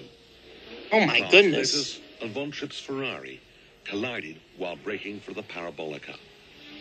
The Ferrari flew off the track, ejecting its driver and causing him fatal injuries before it continued into the crowd, killing 11 spectators and injuring others. Not a shining moment right there when spectators get killed. Let's see. What else we got here? Oh, Bertrand Gachot. Oh, yeah. Right. That's prison. That's what that yeah, for one in Le Mans, then sentenced to aggravated assault, and it's because, because he wasn't. His absence from the grid is what gave Schumacher his debut.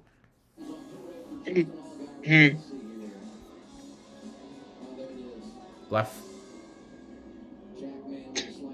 I love the FS1 theme.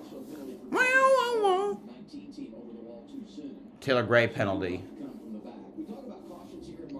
For what? Over the wall too soon. Ah.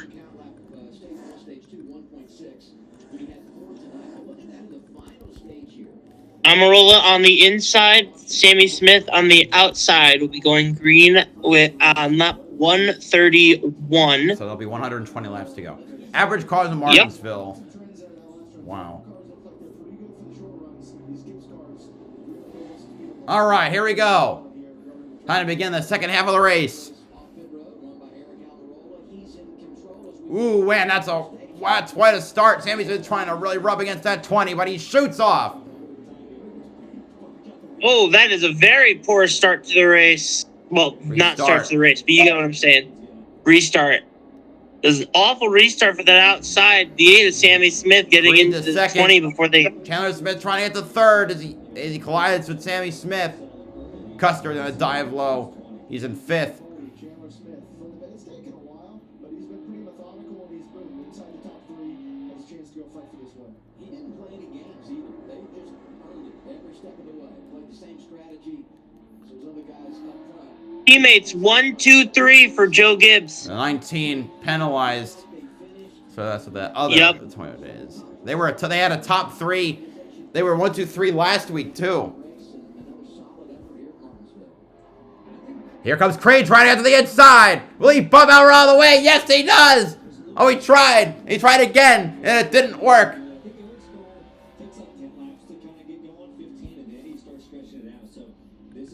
Wow. At least he stuck it in there. You tried it.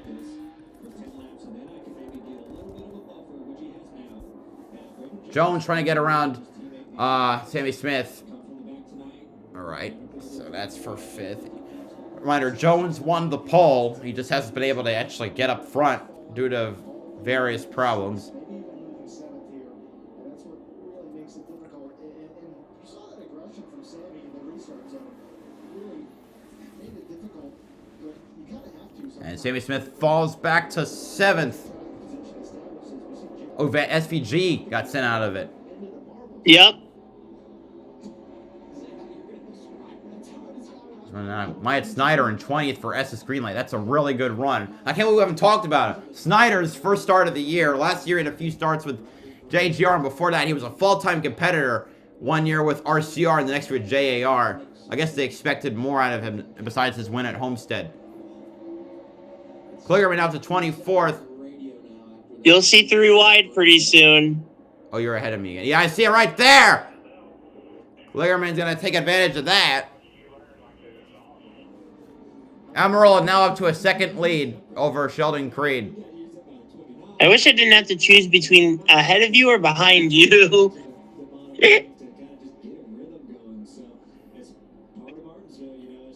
Oh, it's good to know where we're going. Yeah. SVG and De Benedetto side by side for 24th. Chandler Smith trying to... Wow. Whoa, very aggressive. Chandler Smith on the rear end of that 18. talking about the replay, or I can't tell if you're behind me or not. I think I'm behind you. Well, then why did you tell me to look out for 3 wide? I don't. I'm trying to figure out if there's a way for us to be in sync. So I've been going back and forth between two separate streams, one that's ahead, one that's behind. I can't. All right. And Like, now I see that he's really trying to. There, he applied the bumper again. Cole Custer's gonna die to the inside or try to. Nope, not able to. Or yes, he will able to. But can he stick with him? No, he can't. But I think the door's open to dive in. There is. Gonna pull side by side through the corner, but Chandler Smith pulls back ahead, coming down the front straightaway. Also, I'd like to give a shout out to Dexter Bean in 16th. First driver to spin out today, and he's in 16th place. 37-year-old from Wisconsin. This is a track where they won 4 of the 7 since the Xfinity Series made their return in 2020, winning those 4 races with 4 different drivers.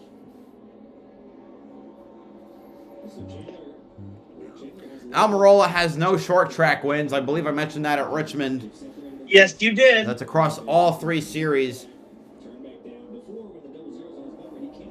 He's got 3 wins on mile-long tracks. 4 on super speedways.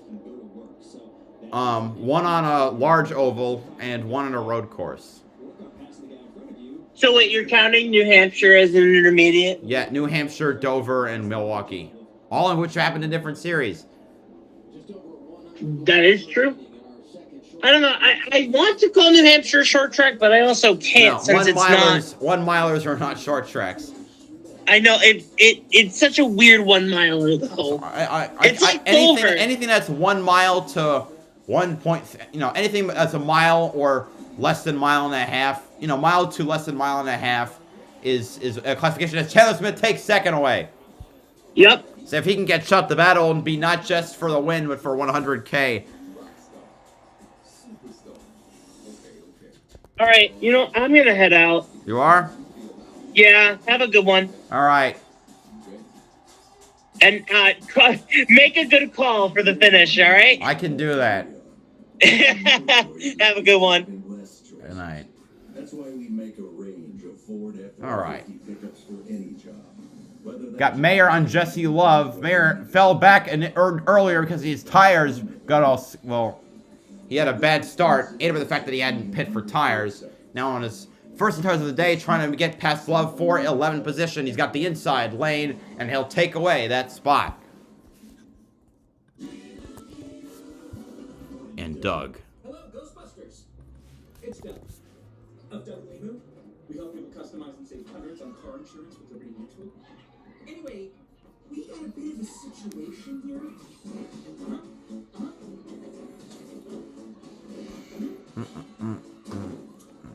Sure, I can help. There's something strange in your neighborhood. Who are you gonna call? Ghostbusters! Looking for a smarter way to mop? Try the Swiffer Power Mop. An all-in-one cleaning tool with a 360-degree swivel head that goes places a regular mop.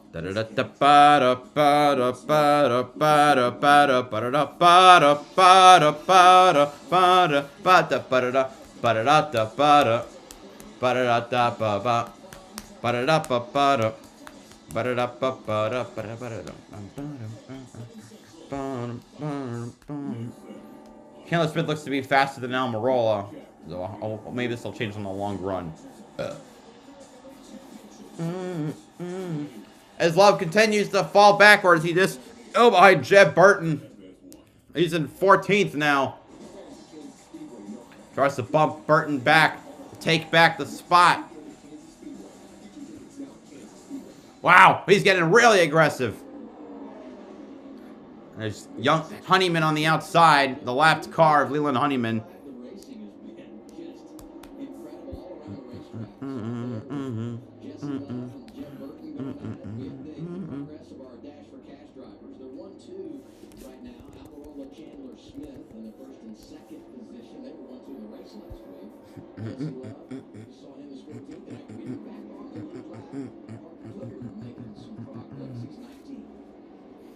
Taylor Gray is right behind him. Wait, Clements is running in 18th? Wait, what?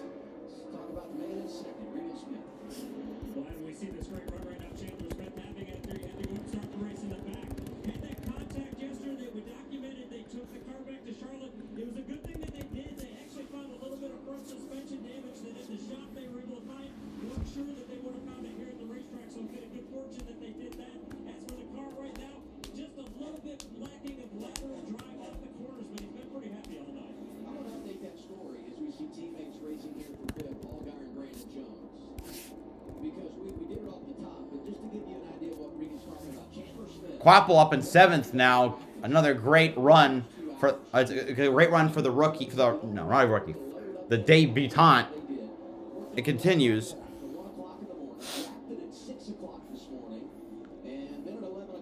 Now trying to get. Almost trying to get around the lap car of Joey. Oh, it's not a lap car. It will go a lap down. It is the last car in the lead lap in 30th. But he got past it.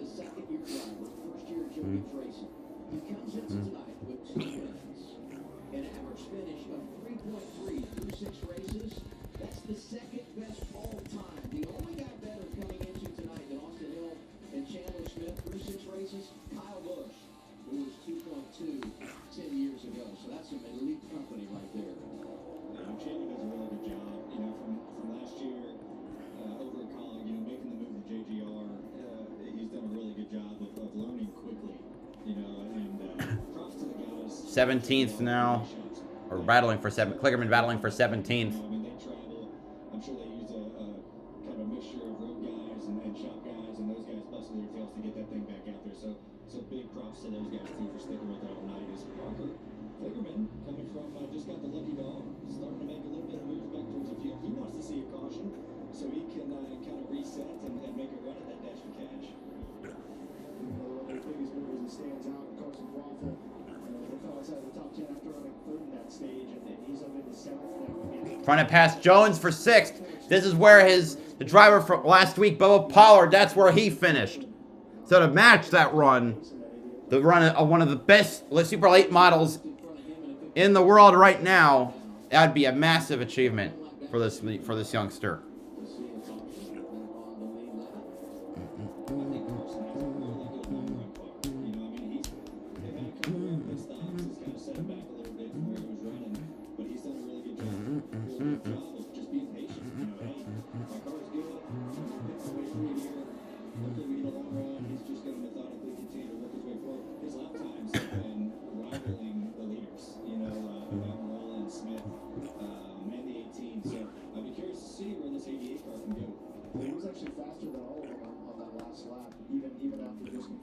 Quapple did set the fastest lap by about a 10th. Well, over the leader. Allgaier was faster as well.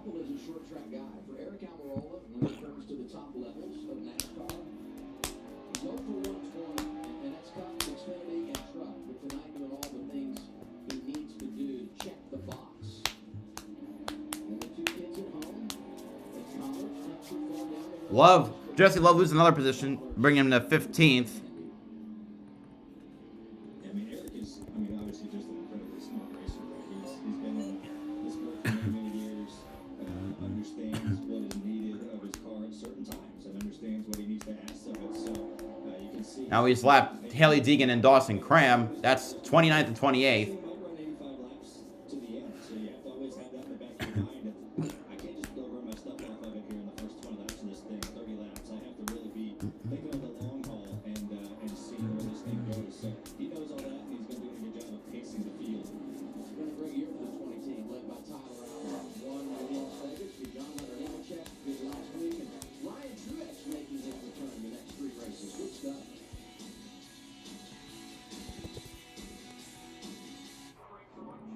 Toyota Racing is looking for iron stomachs that can stand the pressure. This season, we want. All right, I'm gonna keep this window up so I can keep updating the. I'll update the views and subs at the end of the day. Toyota Racing is looking for quick draw thumbs. Up here's the battle for 4th place. Here comes Allgaier and Cole Custer. This season, Not able to get around the inside. He'll try it again into turn 1. Or I think that's turn 1. And Quapple is right behind him, following his teammate like a homing missile. Should be served up at a fair price. Today, that's more important than ever. Allgaier not giving it up. That 7 and the 88 exhibiting great long run pace. Custer had by half a car length on that straightaway. All served up. And not able to clear yet. Eat, shop, earn. Oh, caution! It's Kubota Orange Days. Shop the year's biggest selection of Kubota equipment and get 0% APR for 84 months or up to $3,300 off select compact tractors. Find your nearest Debris. at KubotaOrangeDays.com. Next up on FS1 is the next chapter in a groove ride.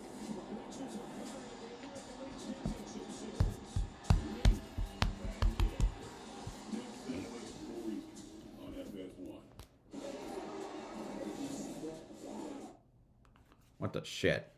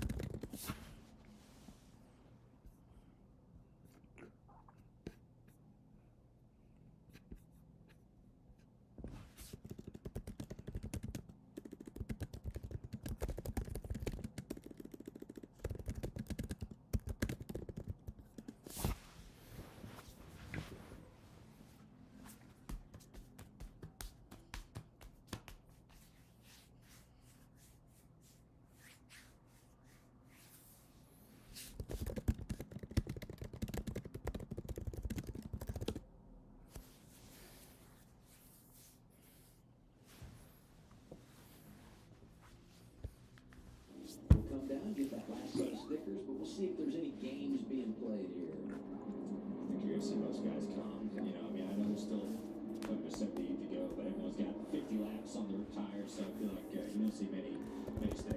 And it's at a green flag field tonight, and everybody making pit stops, Josh. And let's start with the 18 of Sheldon Creed. He said it's the same issue he's been battling. All right, cars on pit road. I wonder if anybody will stay out, trying to keep the track position. Got probably about 50 laps on their 40 to 50 laps on their tires. He says he just can't be able to get what he needs. They're gonna try and make a track car adjustment, see if it finally helps him out. Anyone at Chandler Smith is good. He doesn't want any changes. Ooh. And the 28-year leader, Eric Almirola, fires off a little bit too loose for 7 to 10 laps, but then it comes in, told the team he thought they had to take tires right here. They do. Almirola, Creed, Custer, Chandler Smith, Allgaier, Sammy Smith, Herbst, Chandler Smith going in the wrong Mayer, Jones, Quapple. lost the spot again. How about Parker Kligerman? He said, I'll roll the dice. Going for $100,000, 48. Stays on track. Restart will return inside of 80 to go in Martinsville. You know what's brilliant? Boring. Think about it. Boring is the unsung catalyst for bold. What straps gold to a rocket and hurls it into space? Boring does. All right. All right, Almirola now second. Okay.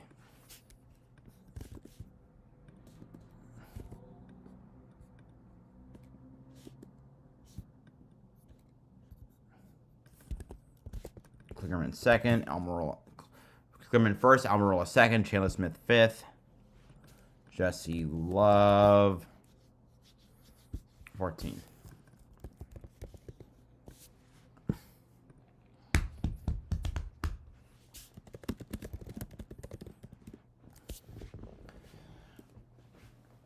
Otis, the Ace commercial, one of the two products they had was from a brand called Steel, which used to be a NASCAR sponsor for some races in the Xfinity series, back when it was the Busch series.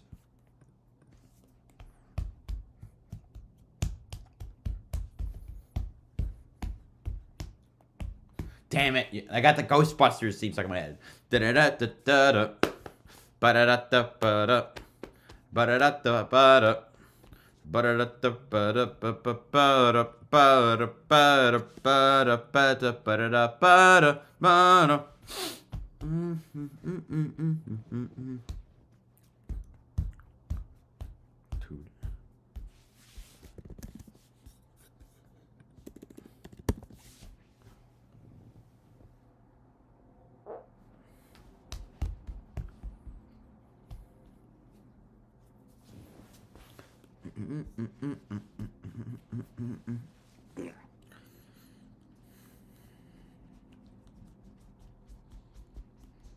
A bunch of drivers took the wave around somehow.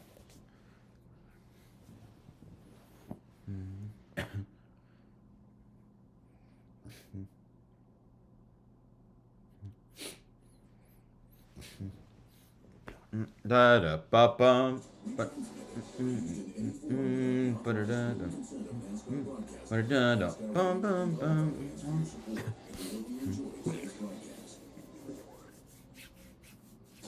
2 weeks ago, a big storm brought hail to Pomona towards the early end of the Winter Nationals. We will finish that race today. Coming to the final round, the Top Fuel Funny Car Pro Stock is coming next from Phoenix after the Xfinity race on FS1. When you come to Martinsville, you always talk brakes, and racing under the lights is special because you always see those glowing rotors. It's always cool to see, right? It's a cool judge of who's using them more, than the other guys, and it's super cool in Martinsville. You always get some pretty good breaks. All right, here we go. Klickerman pulling a massive risk here, trying to stay up front and get for that money. But I would bet a bit of money that Almirola will sail by him on the outside lane.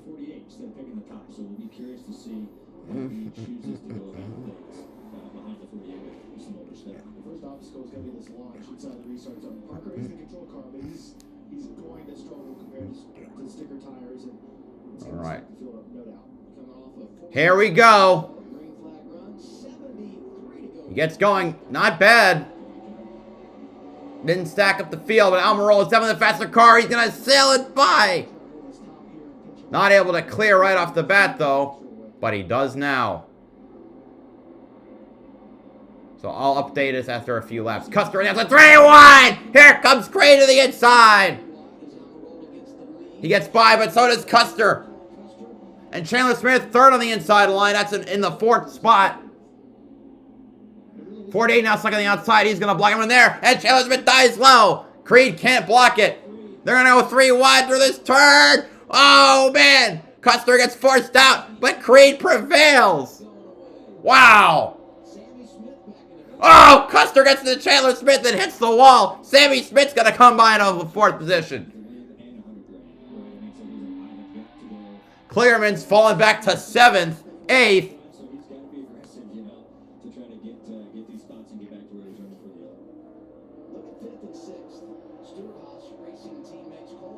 Man, why can't they actually run like that in Cup? That's the $1 million question.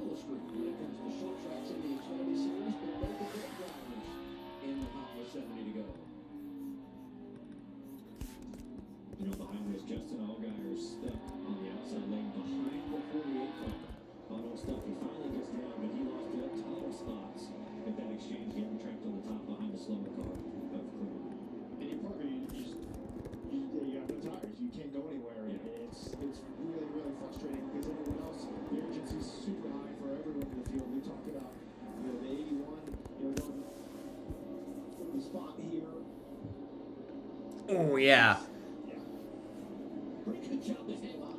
Both Chandler Smith and Cole Custer do not wreck.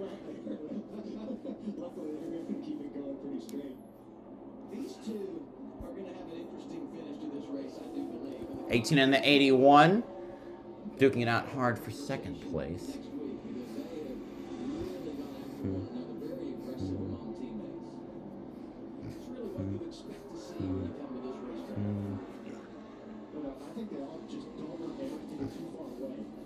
So far this year we've had, okay, how many drivers have won? 4 drivers in 6 races, although, 2, okay, but 2 of them are Cup drivers, Nemechek and Larson. I don't know what the record is. I'll have to look this up. To be second, and I think Chandler, and we've seen Sheldon struggle in this part of the run, throughout the night. And Chandler, it's kind of his first time. Almirola or Creed winning would be the 5th different winner of the year in the Xfinity Series. I should note, the Dash for Cash drivers not only have special Dash for Cash name banners, but also splitters.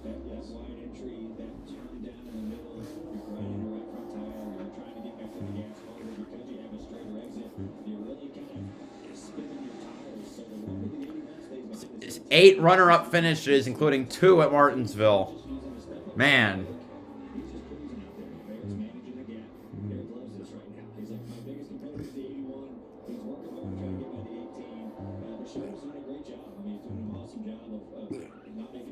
Kligerman's, where is Kligerman? 18th?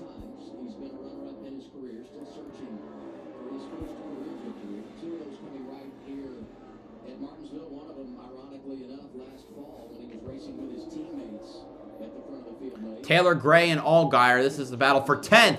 Taylor Gray up in the top 10. Finished 3rd last year trying to catch up to his teammates. Make that a JGR 1, 2, 3, 4.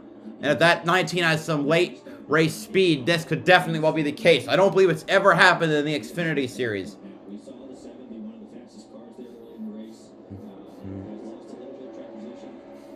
And now he really has to try to go here with 60 to go.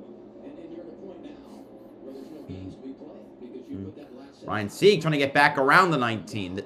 This is the battle now for 11th. Because Allgaier managed to scoot away.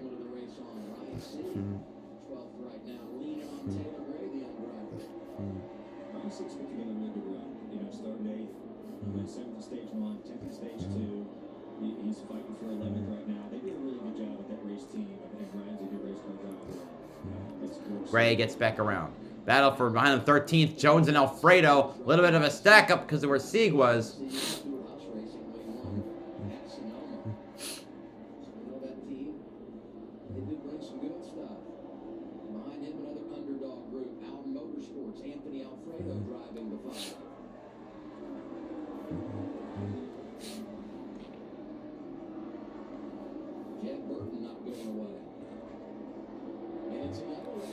Alfredo takes 13th. And another evening where you feel like he's running better late in the race than he has throughout the balance of the night. He just seems to get better and better as these races go on. Allgaier just passed him. So that's a great time to start talking about it. I mean, top 10. Still another good run for the driver. I believe it's 4th in points in his rookie season.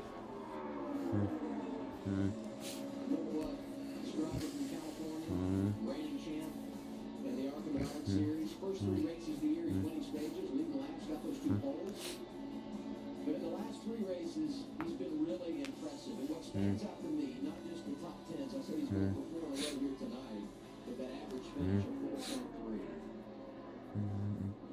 you know the other thing he's doing? He's creating grace. He's got a good spot in front. You see he's 4th. It's so much easier to play with the lead than it is to come from behind as a young driver. And he's taking advantage of all of his opportunities. 55 laps to go. Almirola is leading, the veteran. It's the rookie, Jesse Love. Caution! Virginia is for lovers. And well, just as we were going to do the Power of Love music going to break, caution. It's our 8th of the night. Smithley. Yep, Derek Smithley on 6. He's lost a bumper cover. Or his bumper's hanging off. My detective work. But the rest of the bumpers usually. His teammate, the driver that had a bumper thrown at him.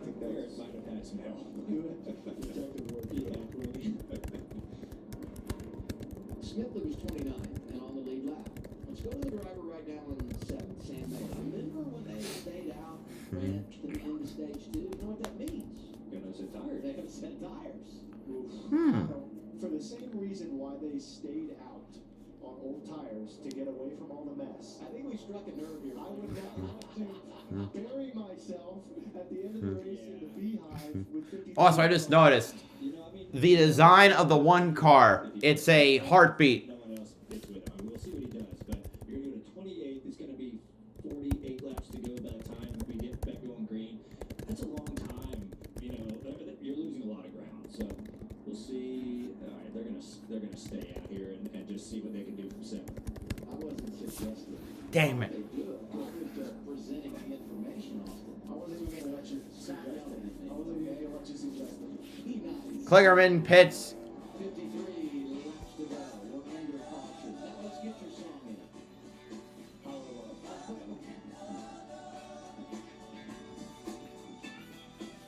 Doing a side-by-side while we're under pit.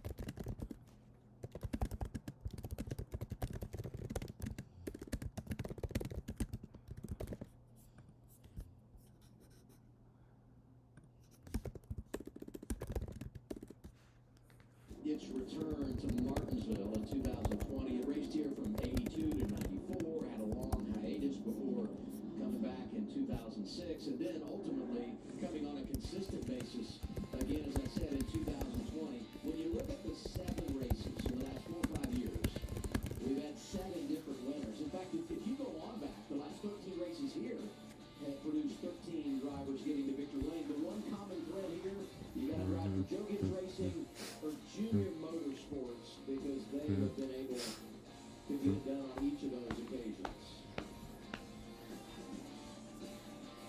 Gibbs winning 4 of the 7, and they're in position. Always going to finish 1, 2, 3 consecutive races. Gibbs, March 2016, Phoenix and Vegas, and last week at Richmond. They finished 1, 2, 3 tonight. Got a long way to go, but they would be doing that back-to-back top 3 sweeps for the first time since 2016. So they've had it a lot I'm here. curious. Yeah, I am too. I didn't think the choose was open, and I think some guys thought it was open. I think there was a miscommunication. Either the drivers or what. Okay, I think they're sorting it out now. Possibly, I don't know. This is interesting. I'm gonna watch.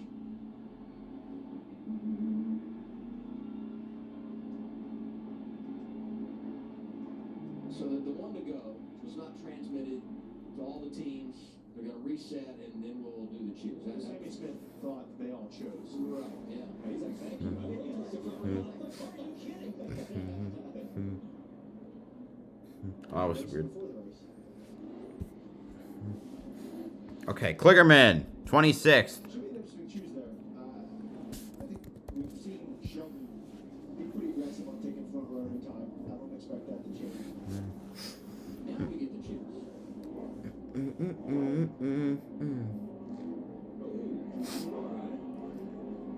Smith loves that. Yes. Almirola, Chandler Smith, front row. This is for money. This is the first taste of a lead that Chandler's had all day.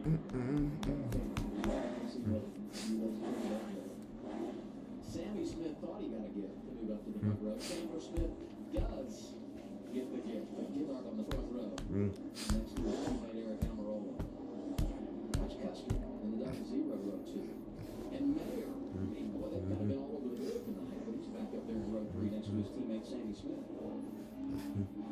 And restarts on All right. full tires. We've gotten to about 80% of the race.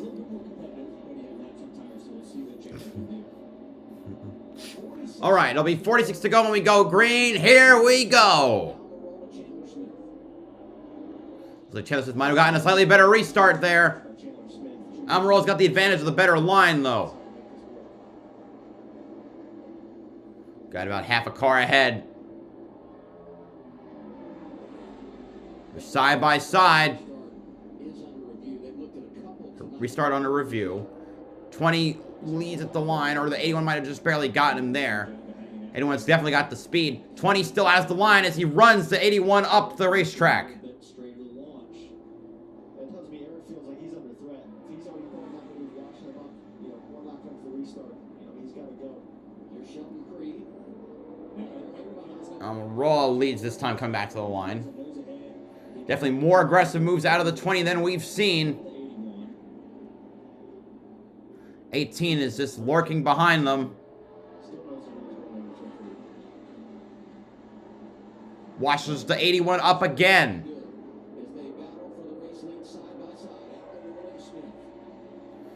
81 pokes ahead, going through turn one. Ooh, good run for Almirola through that turn. Obviously not nearly enough to clear, but important to get himself ahead going into turn three. And he's barely clear.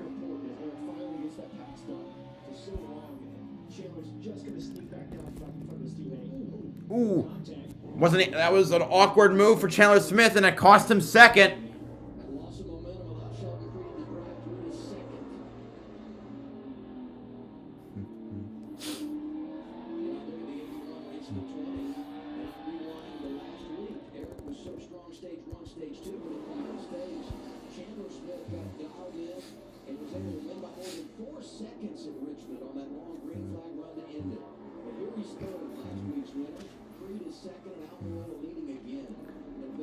Oh God, just looking at a couple of cars that are just beating up. That 51 has stayed in the top 20 by some act of God.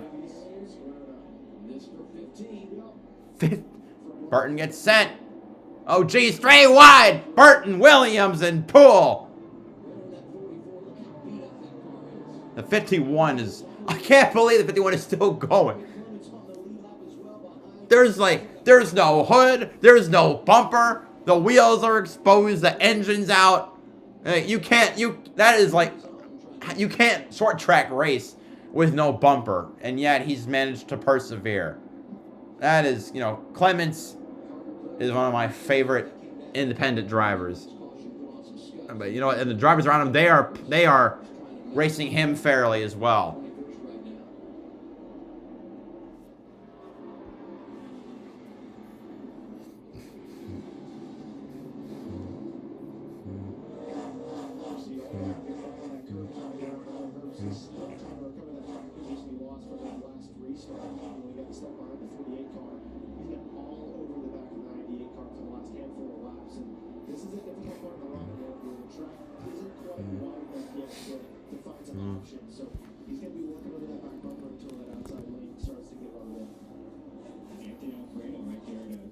Ninth place for the Howard Motorsports team. Battle for fifth place, Sam Mayer and Sammy Smith. Easy pass for the one.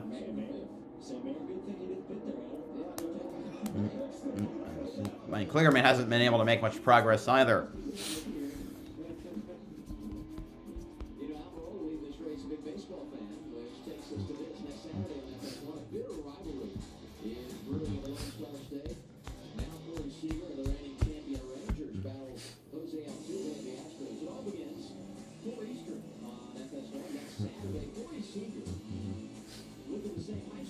Chandler Smith still trying to find a way around the teammate he's been fighting all day.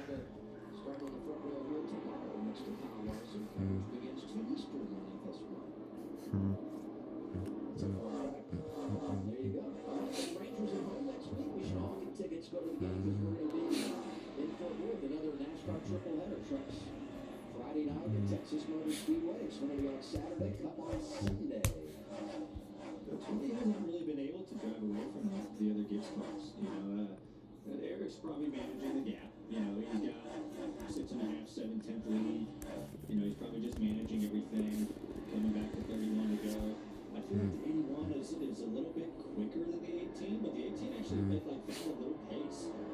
The 81 just not beating the slow car anymore. Gano and Chastain in the booth for the Xfinity race in Texas. I believe that's Chastain's first booth appearance. I mentioned we'll go to Texas next week. NASCAR Xfinity Series, round 8, Saturday afternoon, 1:30 What the? Eastern time on FS1. Joey Logano, feel like he's here most every week, right? But Ross Chastain, first ever trip to the Xfinity booth. You have any advice? This is like your second or third, Austin. What would you tell Ross as he comes up to the booth for the first time next week? I don't know. I got some advice. Ooh. Herb's trying to get back to the 7th position. All guy Riley Herbst. Talked about the night for Alfredo, hanging tight in the top 10. This is for 4th. Here comes Mayer. Mayer is... He's got one of the... Well, wasn't the fastest. He got it. 4th place for Mayer.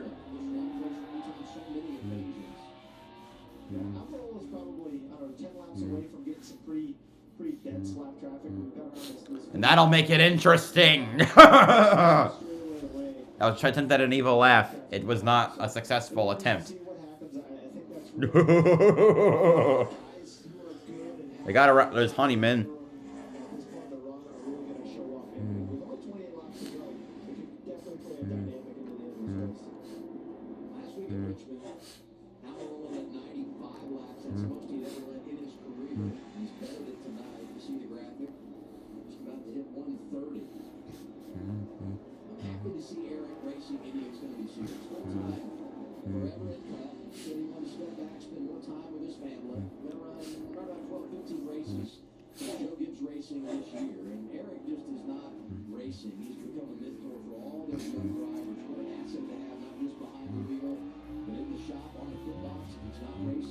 And I went by Almirola because he is now an Xfinity regular or part-timer, not a Cup driver. That would lock the 20 into the owners' playoffs.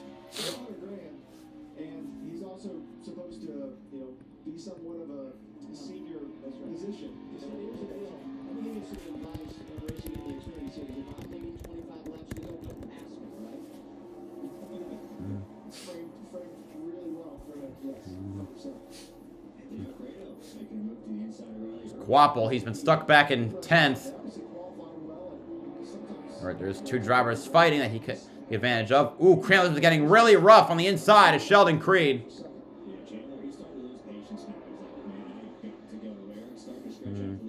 And Mayer's right there.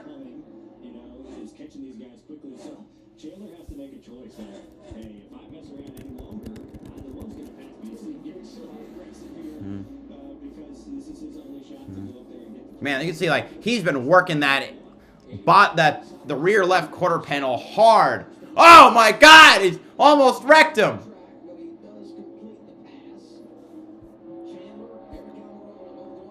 Man, Creed sends it way wide, and he's gonna lose 3rd to Mayer.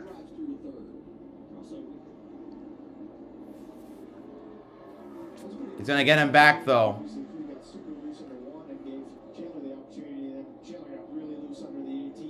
Oh my God.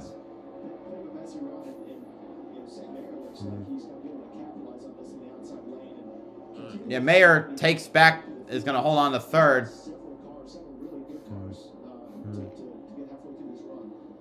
There's the lap traffic.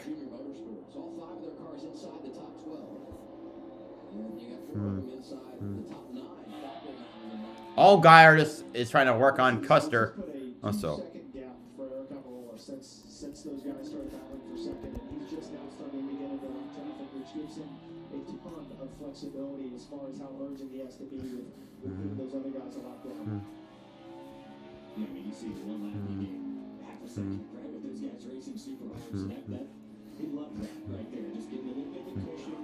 Second and third with Mayer and Smith are probably going to start racing harder here. So Eric's just picking his way through lap traffic. Hopefully, no yellow is what he's looking for right now. That he can bring this thing home. There's still a lot to play out here with 18 laps to go. 9 miles. His first win of the year, Eric Almirola.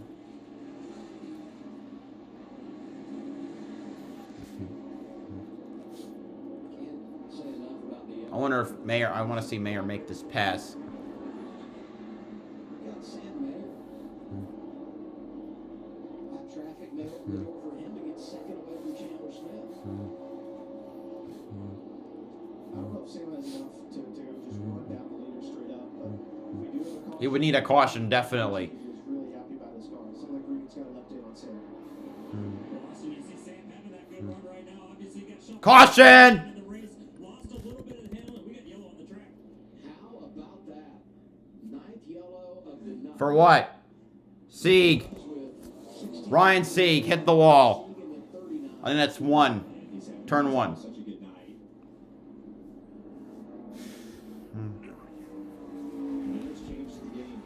Brings the one fellow who is probably the only one who can rival the 20. I feel like the 81 kind of fell off a little bit. He burned his stuff up racing 15. He's out for the ride here. He was running 15.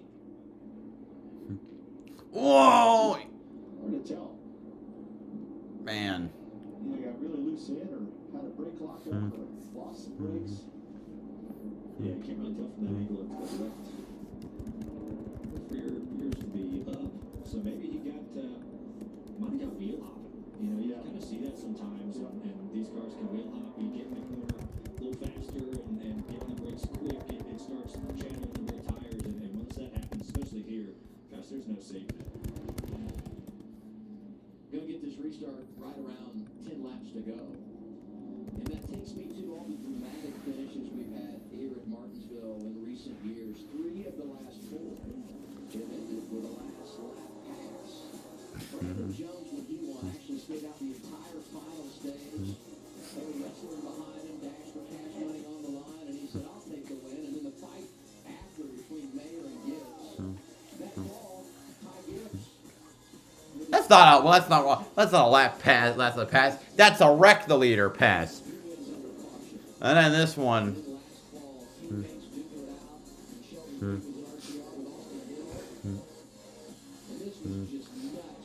Bam.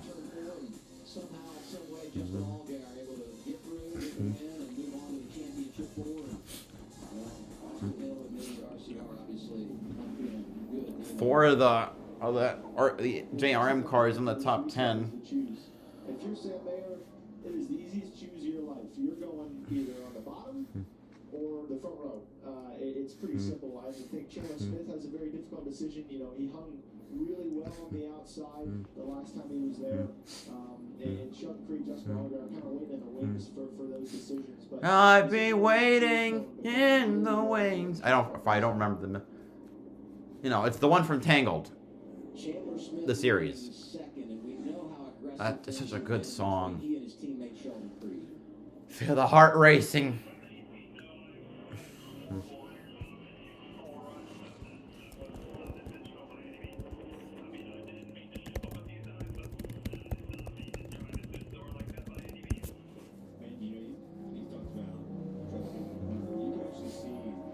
All right.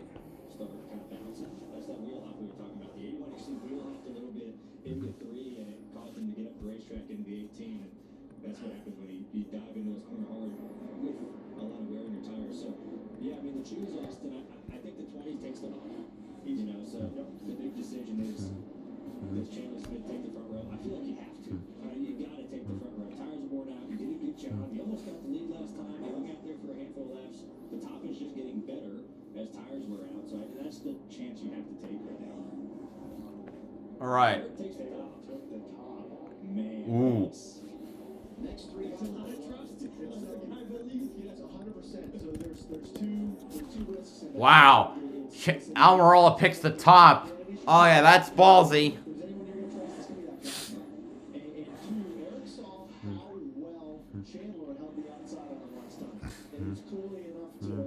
inspire this juice. And I think the other thing that's super critical about this is the launch. I think the launch is going to win the restart. It's at least going to put you in position to win the restart before anything else. And with tires this old, as you see Chandler warming it up, I think Eric might think he gets better drive. All right, this could be something. Oh God, it's gonna be 11 laps to go. All right, here we go. Joe Gibbs Racing, first row, JRM, second row. 11 laps to go at Martinsville. Amaral sending it way hard. They're side by side. Chandler Smith, though, is going to have the better run because it's the better line. And it was the wrong move. Almirola lost the lead. You got a bad decision to take the bottom lane. He's got to boot him out of the way now if he wants a chance. Ooh, contact back in the Allgaier and Creed. Almirola gives the bumper to Chandler Smith. He goes out. He's going to fall back to third. And Mayer is now on the heels of the 20. And Creed coming back on the inside of the 81 for third place.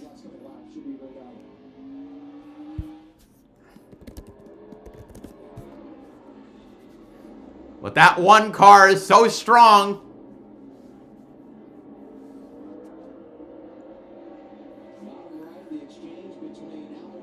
The one getting way up. He gives them over to the 20. Here comes Sam Mayer to the inside onto the back stretch. They're side by side now. Who's gonna have the better run through the second set of turns? Mayer, no, almost clear, but not quite. But he's gonna, again, he'll have the better line. Caution. Burton, Clements, Snyder, another car, Kyle Sieg.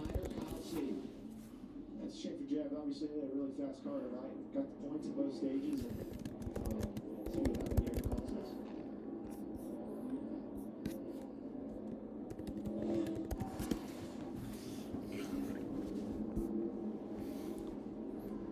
Top right of the screen looks like Jeb was in the middle of 3 wide.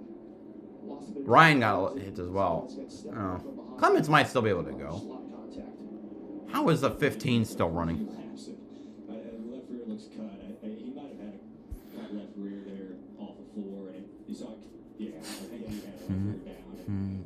Slowed up and kind of got run over from behind. So just one of those things that just. Carson in fifth. That should have been Carson Quapple in fifth right now. Like he's got no front. He got tore up on the restart. He got tore up in that wreck. And unfortunate night for those guys, and unfortunate and for Jim, who was stringing together a pretty good run. All those drivers outside the top 20 when they got selected. Coming out of his car, Matthew Benedetto drives away. He has plenty of damage on the 38. We got Carson Quaffle in the top 5. Shane gets P10. But this is some really good runs for guys who do not have a lot of laps here in these cars.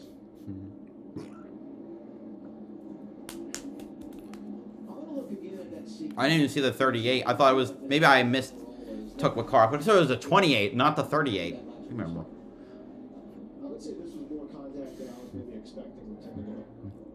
I mean, the 88 was going to get away. You got no choice. And after Eric Almirola got the top spot, no rest, because here comes the one of Sam Mayer, and he too using the bumper. Well, you don't have a choice. We're in 10 to go. 20's going to drop. The 20 is probably going to drive away. You know you've got a fast car, too. You got to make the move sooner rather than later.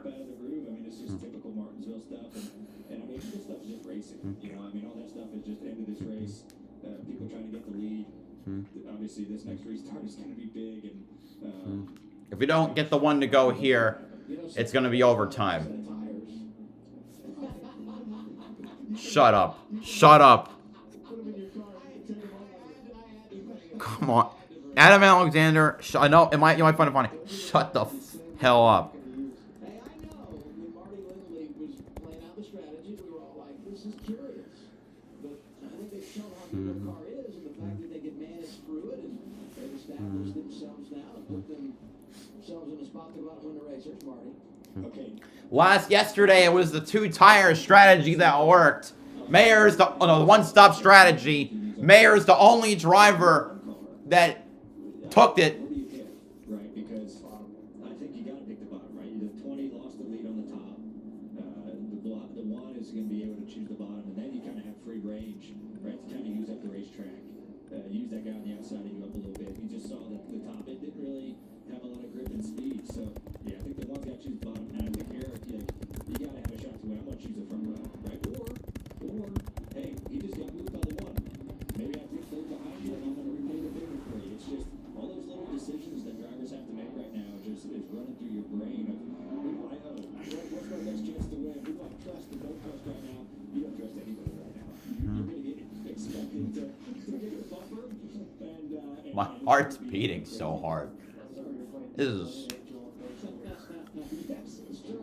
I think at this point it's just two devils. So Those are the voices in your head while you're sitting here under caution as a driver. You're trying to figure out what moves can you justify, what makes sense for me. And I think yeah, Sam's definitely vulnerable, but I take the lead any day. And I think the bottom gives him at least some option of not getting completely removed from the battle for the lead for the rest of the race. All right, 1 to go. Choose time.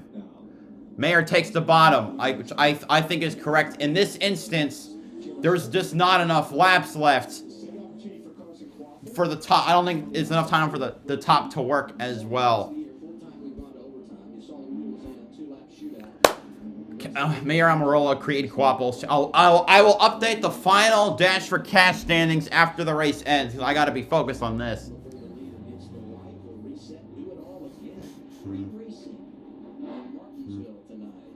We've got Sheldon Creed, who is still trying to win that first race, lined up there right behind the leader.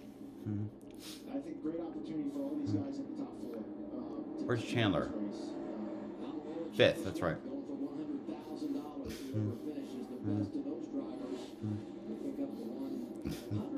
All right, here we go. Overtime here at Martinsville.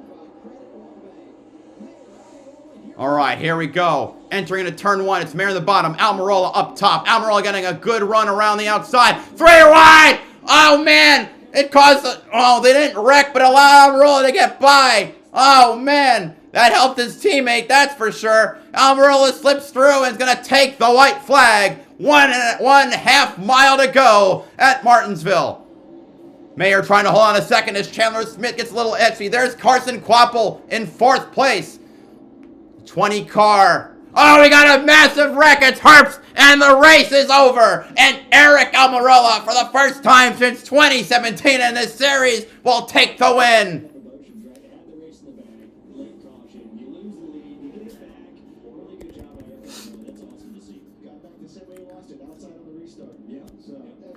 And the Bacon Man takes home Xfinity victory in number 4. Wait.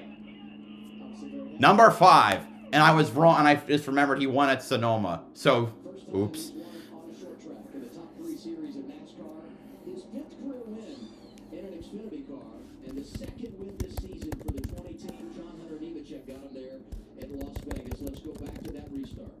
So Sam Mayer's going to get a great launch here, going to have an advantage, but Sheldon Creed's just going to line up and use the bumper and try and give himself the best shot to win the race, make it 5-3, and gives Eric the momentum here on the top.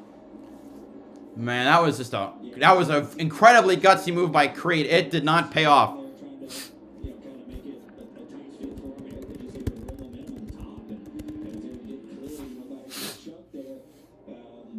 Which just worked out great for him. So, I mean, it's just one of those things, right? Like, the one thinks his safest bet is on the bottom, but you take the chance of, hey, the third guy might hit me, and it just didn't work out for the one. And now what brought out the caution that ended the race. Riley Herbst in the 98.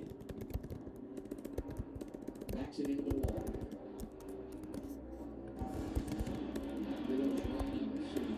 Sliding through a hitter. Eric Almirola wins at Martinsville and gets $100,000 in the process, courtesy of the Dash for Cash.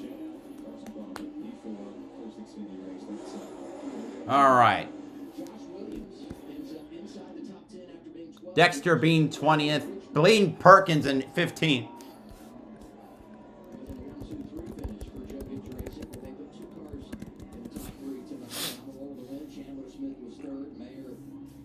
Second. Solid evening for both Junior Motorsports and Joe Gibbs Racing. Wait, yeah. Top 6. Gibbs Jr., Gibbs Jr., Gibbs Jr. There's Almirola's kids. The Xfinity Series has returned to paperclip, and this is what it's all about. You win the race, you get the $100,000 bonus. Yeah, $100,000 straight to Eric Almirola and Almirola, Mayer, Chandler Smith, and Allgaier, because Quapples, this is just a one-off. Allgaier.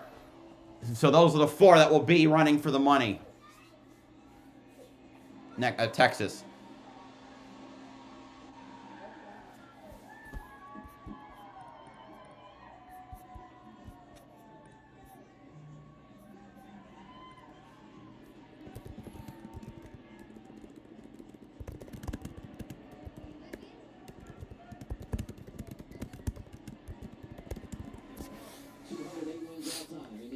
Series for Joe Gibbs Racing, and number 208 comes courtesy of Eric Almirola. Regan. Well, very excited Eric Almirola down here with his family. Kids are here, Eric. A wild one at the end. We saw contact with teammates. We saw 3 wide at the very end. Talk me through the end of that race. How did you end up on the front stretch here? Oh man, first I want to thank the good Lord. Man, this is so awesome to win for Joe Gibbs Racing. I've had an asterisk next to a win for Coach for 17 years. The asterisk, he mentioned it. It's awesome to finally put a real win banner up inside the shop at Joe Gibbs Racing. I want to say thank you to Toyota. Man, this GR Supra was fast. I'm supposed to say as fast as the Xfinity Internet, but man, I just want to thank everybody at Joe Gibbs Racing. Thank you, Coach, for calling me and giving me this opportunity to come and have some fun and still scratch the itch of racing, but still get to spend a lot of time with my family. I've had so much pressure to win. I mean, I think everybody expected me to just get in and go win. And the reality is, it's really hard to jump in these cars and race against the guys that do it week in and week out. But just so thankful for all the people that he gets us, that whole ministry, for believing in me and asking me to do this. And it just feels really good. I won a lot of races in my career through the late model ranks and stuff to get me that opportunity to go work for Coach. And then from there, it's been a lot of ups and downs and a lot of struggles over 20 years in NASCAR. And to cap off my career doing it the way I want to do it, with Coach, with this whole organization at Joe Gibbs Racing, it feels amazing, and we're going to celebrate this one. Good news, you're going to celebrate with an extra $100,000 dash for cash. It just keeps coming. That's right. I totally forgot about that. So, yeah, I was just so focused on winning. I didn't really care about anything else. Chandler, I felt like, used me up pretty good. So when I got back to him, I was going to make sure he knew it. And then from there, the race was on. Mayer did a great job of getting to me and kind of moving me out of the way. And then on that restart, I knew it was going to be tough. But I was really thankful to be able to hold on to it. They drilled me in the left rear, and I was able to hold on to it and get a good run off it too. So, man, it's awesome. It's crazy. It's an Xfinity win, but it feels just as good as any other win, man. It's so competitive. It really is. And there's a lot of pressure, like I said, to just get in and win. Everybody thinks you're just going to get into Joe Gibbs Racing cars and go win, and it's not that easy. But we did it here at Martinsville, and I talked to Blaney pre-race, and he brought up that memory of having to run second to him in the fall, and I wanted that. I didn't even think about that. Yeah, Almirola was second here in the fall. With a win here in Martinsville, it's one of my favorite racetracks, so had to do it tonight. Eric Almirola wins in Martinsville. And said Mayer comes home second. I saw you have a long conversation with Dale Jr. after this race one. I heard you say you really wanted that one. Anything else you could have done at that final restart? Yeah, I mean, Not get wrecked by this. This year's gone. I'm happy with the B2 at the end of the day. I mean, we finished the race. The car is pretty much in one piece. This 10X Chevrolet was really, really good today. Man, those restarts here are just ruthless and painful. I mean, obviously the 20 was really, really good today. It was good that I was able to keep up and be as fast as them and pass all those JGR cars there at the end and march up to the front. for real. And that's the first time I've done that here. So super proud of these guys. We're digging ourselves out of a hole little by little, but at the end of the day, we needed a W, and got one I feel like stolen from me there a little bit. So tough deal, but we're gonna move on to I don't even know where we are next week. Probably a good track for me, so I ain't worried about it. We're gonna go and try to haul mail there. Appreciate it, Sam. So Almirola forgets about the $100,000 he won, and Sam Mayer doesn't. Wait, what? Racing next week. Ironically enough, he will be going. Wait, why doesn't Almirola not in the 20 for Texas? Chandler Smith, Justin Allgaier, Sheldon Creed. So no one's winning the million. Will not be going for a bonus in a second consecutive week. Back downstairs. But Chandler Smith comes home in third place tonight. Chandler, you got yourself up the lead, and then we saw the contact with teammates there towards the end. What took place from your perspective? I mean, we're racing for a grandfather clock. No harm, no foul there. I would have done the same. I mean, I did use the 20F a little bit. Just needed a little bit more there at the very end to be able to hold them off. But really proud of everybody at Joe Gibbs Racing. They took this car right here that I decided to wad up in the fence last night. Took it back home. Also, I guess even though it's pretty obvious, Toyota, Ford still goes winless. Really proud of everybody on our Wheelers number 81 crew, and we got some really good notes, especially starting in the back for when we come back in the fall time. So everything happens for a reason. The good Lord blesses us in crazy ways and ways that you possibly can't fathom sometimes. And tonight was one of those, and it's cool to see the outcome of it. Thanks, Chandler. Amazing start for Chandler Smith in his first year at Joe Gibbs Racing. All right, so And he helped the average tonight. Came in at 3.3. He was third tonight. okay. Final, Almirola won the race. First, Chandler Smith finished third. Jesse Love 8th. Kligerman 10th. He put himself in position. Obviously, was devastated in that interview, but has nothing to be upset about. I think he ran a great race. Yeah, awesome race tonight. You know, I mean, once we kind of got rolling there in the third stage, you really saw. Wait, 9th, 12th, excuse me. What was I looking at? Really good at the end, and they were able to battle it out, you know, with the 18 as well and the 81. All right, tomorrow is the Cookout 400, the Cup race. So probably significantly less exciting because, well, it's the next gen at Martinsville, which has not fared well in recent years.